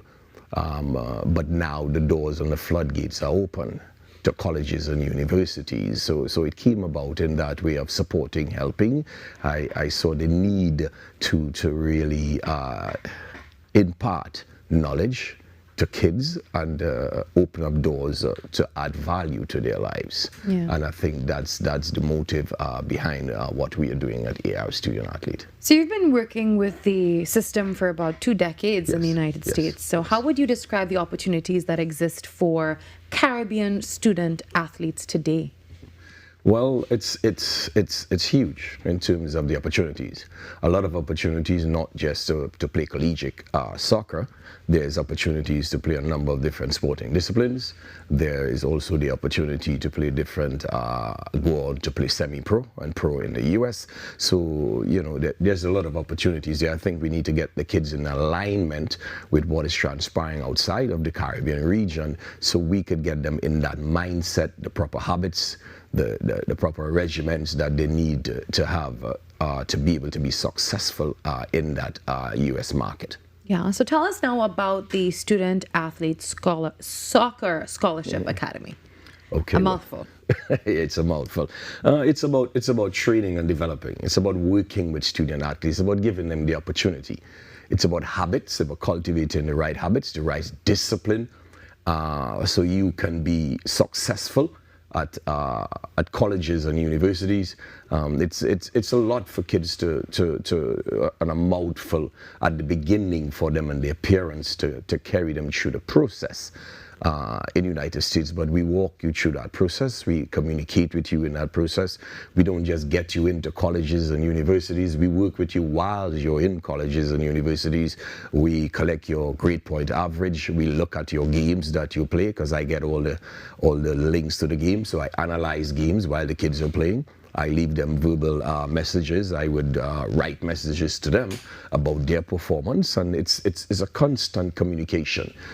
We have during the year, at the ending of the year, we have meetings with our student athletes to discuss what transpired during the year, where you at right now, just not with your academics alone, but with your athletics, in terms of how you adjusted to live in the United States. Yeah. There's a whole barrage of things that you're doing in the US. You're opening up to a whole different culture.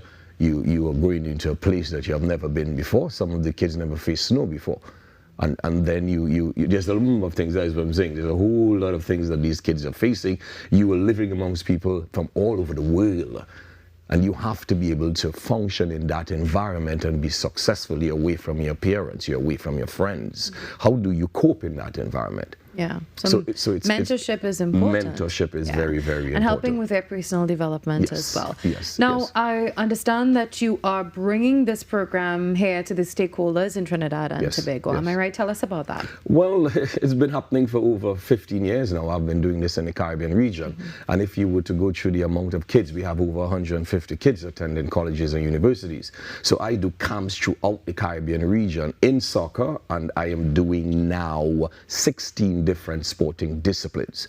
So for instance, last year I was here at St. Anthony's Pool. We had 2 US coaches here, one from Africa too, and we were doing water polo with the kids. So we are right across the board in sports and are really helping kids. I think we're really using sports as a vehicle for higher education and adding value to these kids' lives and bringing them back home after they're finished studying so they can add to the island that they are in terms of the development because we know what is coming down the pipeline later on in life in technology. We need to get our kids equipped for it. We need to have that sort of level of education to function in the environment. So we just saw some pictures on the screen, a meeting with the Minister of Sport as well. Tell us how that meeting went. Well, it was wonderful to really communicate with the minister. He was very receptive. So what we're saying, he knows the need for it, and it's very important. And if I were to go into some details, you have an average of 17,000 kids leaving school every year. I would like to throw that question out to you in the audience. Where are they going? That is very, very important. And we need to create that channel for these kids. And out of that 17,000, we can say 45%, 50% are playing some sporting discipline.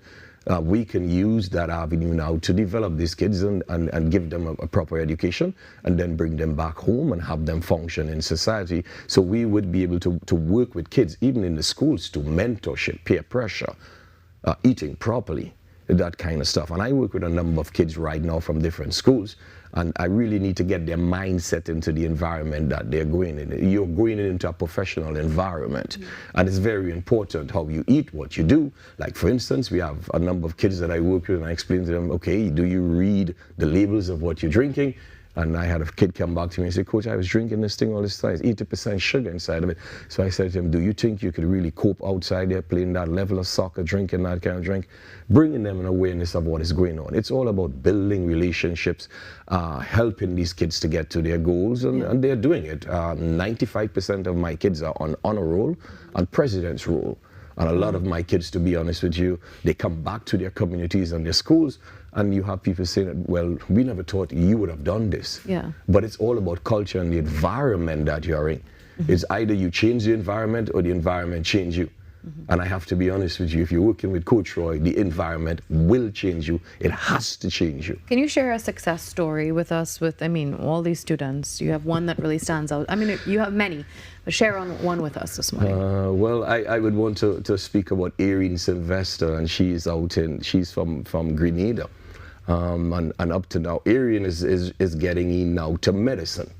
She's going to be a doctor just now, and for her, she is in the US, and she's saying to me, Coach Roy, I still don't believe I'm here, because this was nowhere in my picture. This was nowhere in my alignment for what I was trying to accomplish.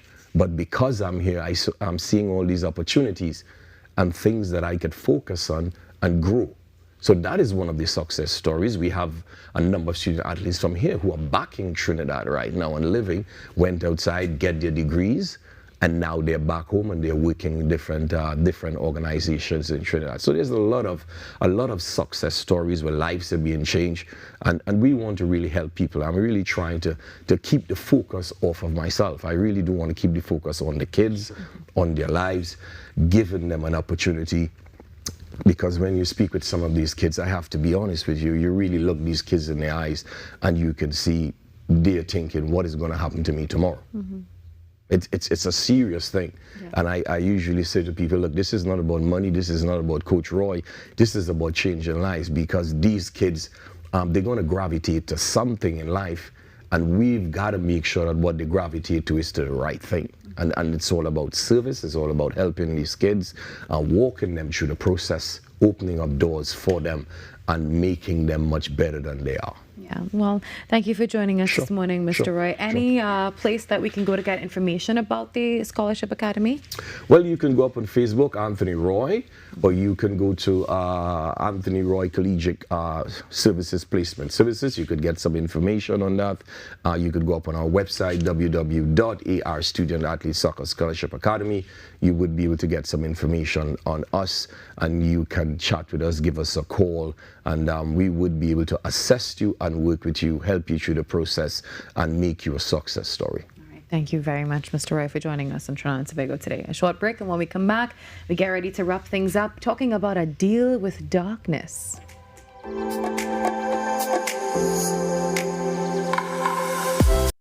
Talk City 91.1. Thought-provoking conversations, bold perspectives, voices you trust. Talk City 91.1. Bigger, bolder, and more powerful than ever before.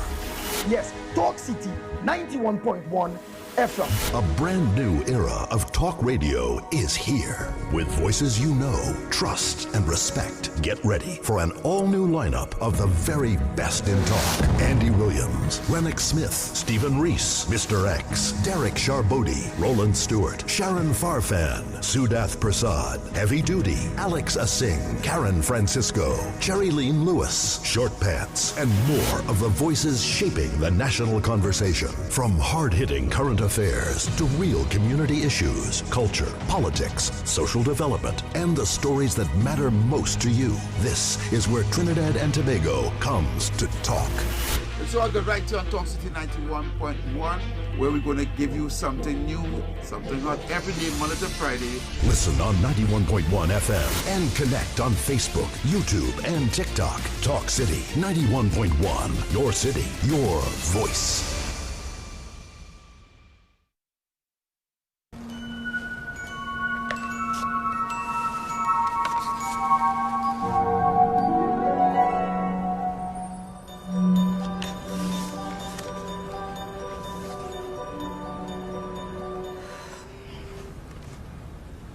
혹시 내가 사랑에 빠질 일이 생길까요?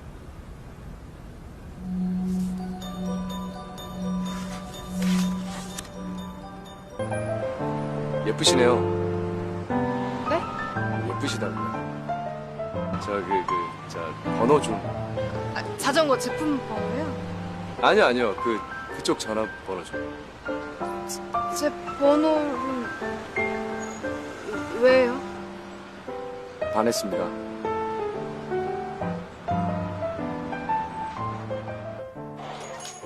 I'm Renee Sion with another edition of Caribbean Week in Review.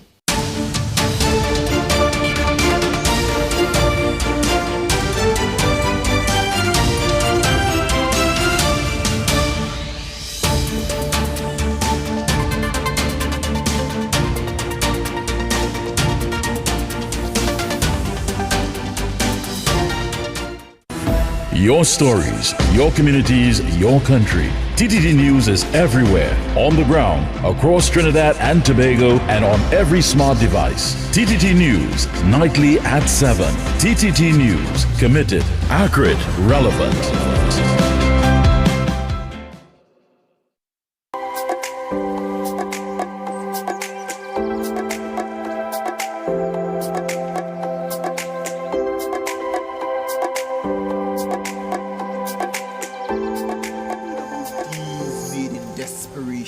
About love traded for protection. Now hear about beauty dressed as betrayal.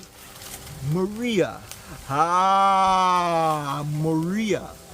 Long before... If you love theatre, culture, and a little bit of mystery, then this one is definitely for you. A Deal with Darkness is a powerful musical stage production rooted in TNT's folklore and oral traditions, bringing to life the stories we grew up hearing, where legends rise and some spirits never rest. This is set in 1919 in the village of Tortuga, and this play explores so many themes that we'll talk about this morning. Well, joining us are the Assistant Director, Anna Marina Mohan, and lead actor Bashiruddin Hussain. Welcome this morning. Thank you. A Deal with Darkness. What is this about? Tell us. Well, it's essentially a folklore, a combination of many characters. And it's a beautiful play. It's a beautiful script as well, where you don't really see the multitude of characters coming together, right? We have a variety inclusive of the Lagahu. We have Maria's ghost, the Claxonby ghost. We also have the Lajabless. We also have the devil. The Obia man, the culture of Obia man. So it's all our folklores coming together. Yes. So it's like they just met for a little reunion. That's and right. they're on the screen. So you played the lead actor. Yeah. What's both your characters character? are inclusive of Jean-Paul. Okay. As well as Christopher. Christopher is the lengthier character as well. Christopher apparently was the great nephew of Jean-Paul. Oh my. So it's a timeline from approximately 1819, 1820 to an estimated 1919, 1920. Wow. Okay. So why was it important to root this production in TNT's folklore? Well, the thing about it is that Trinidad is very unique when it comes to certain characters, when it comes to certain concepts as related to folklore. We are very cultural in Trinidad. We have so many different diverse means to which our culture is branching out in terms of how we portray, like simple as Carnival, for example. You realize that it has a story, it has a backstory. And much of these on an international forum, it actually is rooted right here in Trinidad, this small, tiny country that has so much of offering, so much of diversity essentially to offer for the public. Yeah. Well, tell us about the themes. I know there's love, sacrifice, all of that. Tell us about the themes in this. So, yes, you have strongly, I would say, the theme of love is there because there's the love story of Christopher and the Lajabless. So you have the origins of the Lajabless. So we get a whole story of her, and we're not seeing the Lajabless so much as a dark character anymore. She is misunderstood. She just wants vengeance. She's been wronged. And you see the themes of love showing straight through, greed, temptation. A lot of those themes will show through, and you'd see good over evil in the end. It does prevail. As much as you'd have evil in society, greed, temptation, you'd see that good does prevail. The theme of good being prevailing. So tell our viewers, when is this happening and how we can be a part of it? Well, it's on April the 17th, the Thursday. We have 2 school shows at 9 a.m. Thursday and Friday, 17th, 18th. And we also have an evening show, which is at 9 p.m. I'm sorry, 7 p.m. 7 p.m. And we also have Saturday and Sunday, which is the 20th and the 20th. Saturday and Sunday, it's the 18th and 19th. 18th and 19th, sorry. Yeah, that's this coming weekend. Yes. Yes. All right. And once again, where is this happening? Naparimabo. And where can we get more information? You feel free to contact Paul Bansilal. His contact number is 468-7435. All right. And we have that information for you listed on the screen as well. There is that contact. Well, thank you very much, ladies and gentlemen, for joining us this morning. A Deal with Darkness. Check that out. It sounds like it's going to be really scary but fun at the same time. That's it for us today on Trinidad and Tobago Today. Thank you for joining me. Thank you so much to all our guests. We see you tomorrow where we do this all over again, 6 to 8 a.m. on TTT. Have a wonderful day. Bye-bye.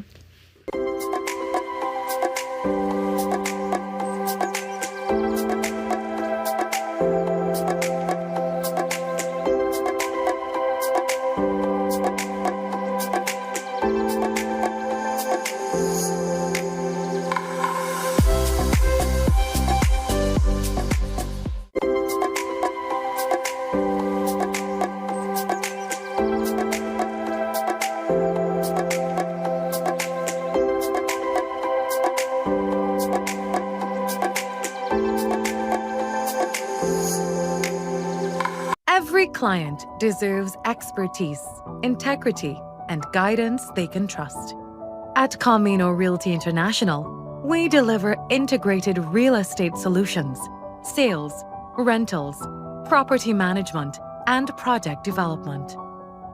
Driven by excellence, transparency, and innovation, we protect value, create opportunity, and build lasting success. Because real estate isn't just about buildings. For more information on our services, Log on to CaminoRealty.com or follow us on social media at Camino Realty TT. Camino Realty International, elevating lives one property at a time.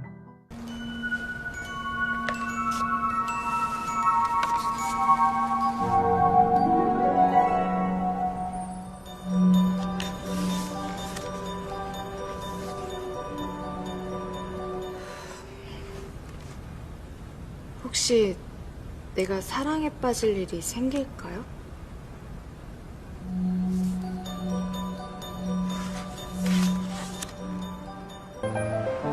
예쁘시네요. 네? 예쁘시다고요. 번호 좀. 자전거 제품 번호요? 아니요. 그쪽 전화번호 좀. 제 번호를 왜요? 반했습니다.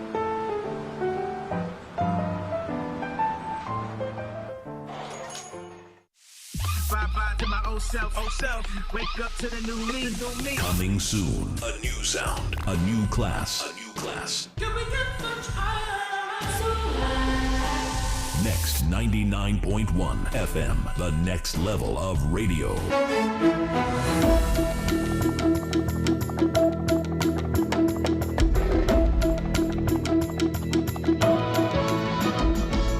Good morning, this is your TDT News Update. I'm Carrie Roberts. Making the news at this time.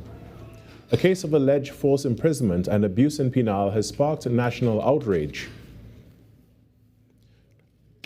Following the circulation of disturbing videos on social media, community activists and Vice President of the Red Cross, Edward Moody, who played a key role in identifying the victim and reconnecting her with her family, says early reports seriously understated the scale of the ordeal. The reporting, which said basically it was 7 months that she had been abducted for. It is more than 7 years this woman has been away from her family. She was taken by from the mother's house. She thought she was going to get a maid job, and it turned out to be slavery reenacted. According to Mr. Moody, the woman was taken from her mother's home under the promise of employment as a domestic worker. Instead, she alleged she endured years of forced labor and physical abuse. Another viral video of a man being beaten led Mr. Moody to begin an investigation.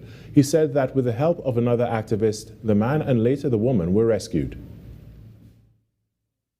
Vicky Rampasad was very, very instrumental in working with me and getting information. She went viral on it, condemning it at every level, and people started sending in videos, stories of that family and what they were doing to others.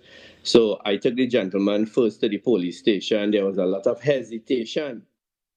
Mr. Moody alleges that efforts to file police reports were initially met with resistance, requiring intervention at senior levels of the police service. Police officers are not trained in basic first response for medical issues, even psychological first aid and dealing with people at that level. We have a real limitation in the police service. I am not condemning the present commissioner who's trying his best. I'm not condemning Gary Griffith who did his best. What I'm saying is that police officers need to be trained in detail with dealing with these cases. My biggest fear, and still is that woman getting the proper counseling. Now, with the involvement of Minister of the People, Social Development and Family Services, Vandana Mohit, and the councillor Shanti Budram, efforts are underway to place the woman in a safe house. In other news, 200 people were presented with wheelchairs thanks to the generosity of businesswoman and philanthropist Hannah Janora. The annual distribution ceremony was held in Port of Spain over the weekend, where Minister of the People, Social Development and Family Services, Vandana Mohit, praised Ms. Janora for her decades of service and commitment to improving lives. Since the initiative began more than a decade ago, Ms. Janora, owner of Janora's Custom Design Limited, has donated approximately 1,400 wheelchairs. Minister Mohit commended Ms. Janora for her philanthropic and corporate social responsibility efforts. One can't always do these things alone. We, of course, require corporate support. And today we say on behalf of Trinidad and Tobago, Hannah Janura, we thank you. We thank you sincerely. Of course, you don't do this alone. You do this with the support of all of your support staff, your family, and everyone close to you. And on behalf of TNT, we say thank you for this support to our country. While highlighting the necessity of civil-social partnerships, Minister Mohit encouraged recipients to value the provision of the wheelchairs. We can't work without civil society, and they go beyond every barrier they face. When we get these items, appreciate it, treat it as something you have gotten to help you and to allow you to live freely.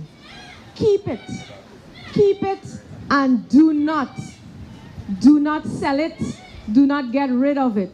Appreciate it, love it, and remember Miss Hannah Janura. In sport, following their big win in the 2026 National Basketball Club Championship, Maloney Pacers head coach Christopher Jackson Charles gave full credit to his young squad while acknowledging two men who played a major role in the lead-up to the finals. So based on the talent level that they had, we know we come and play basketball that there's no way the coach supposed to beat us. It was a good game won by them, I had to give them credit, but after that our players, we mold together.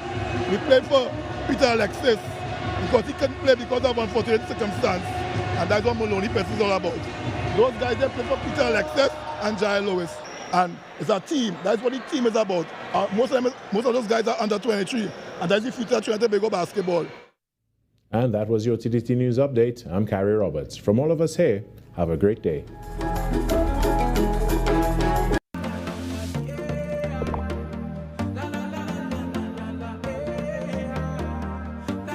This is TTT. Live for local.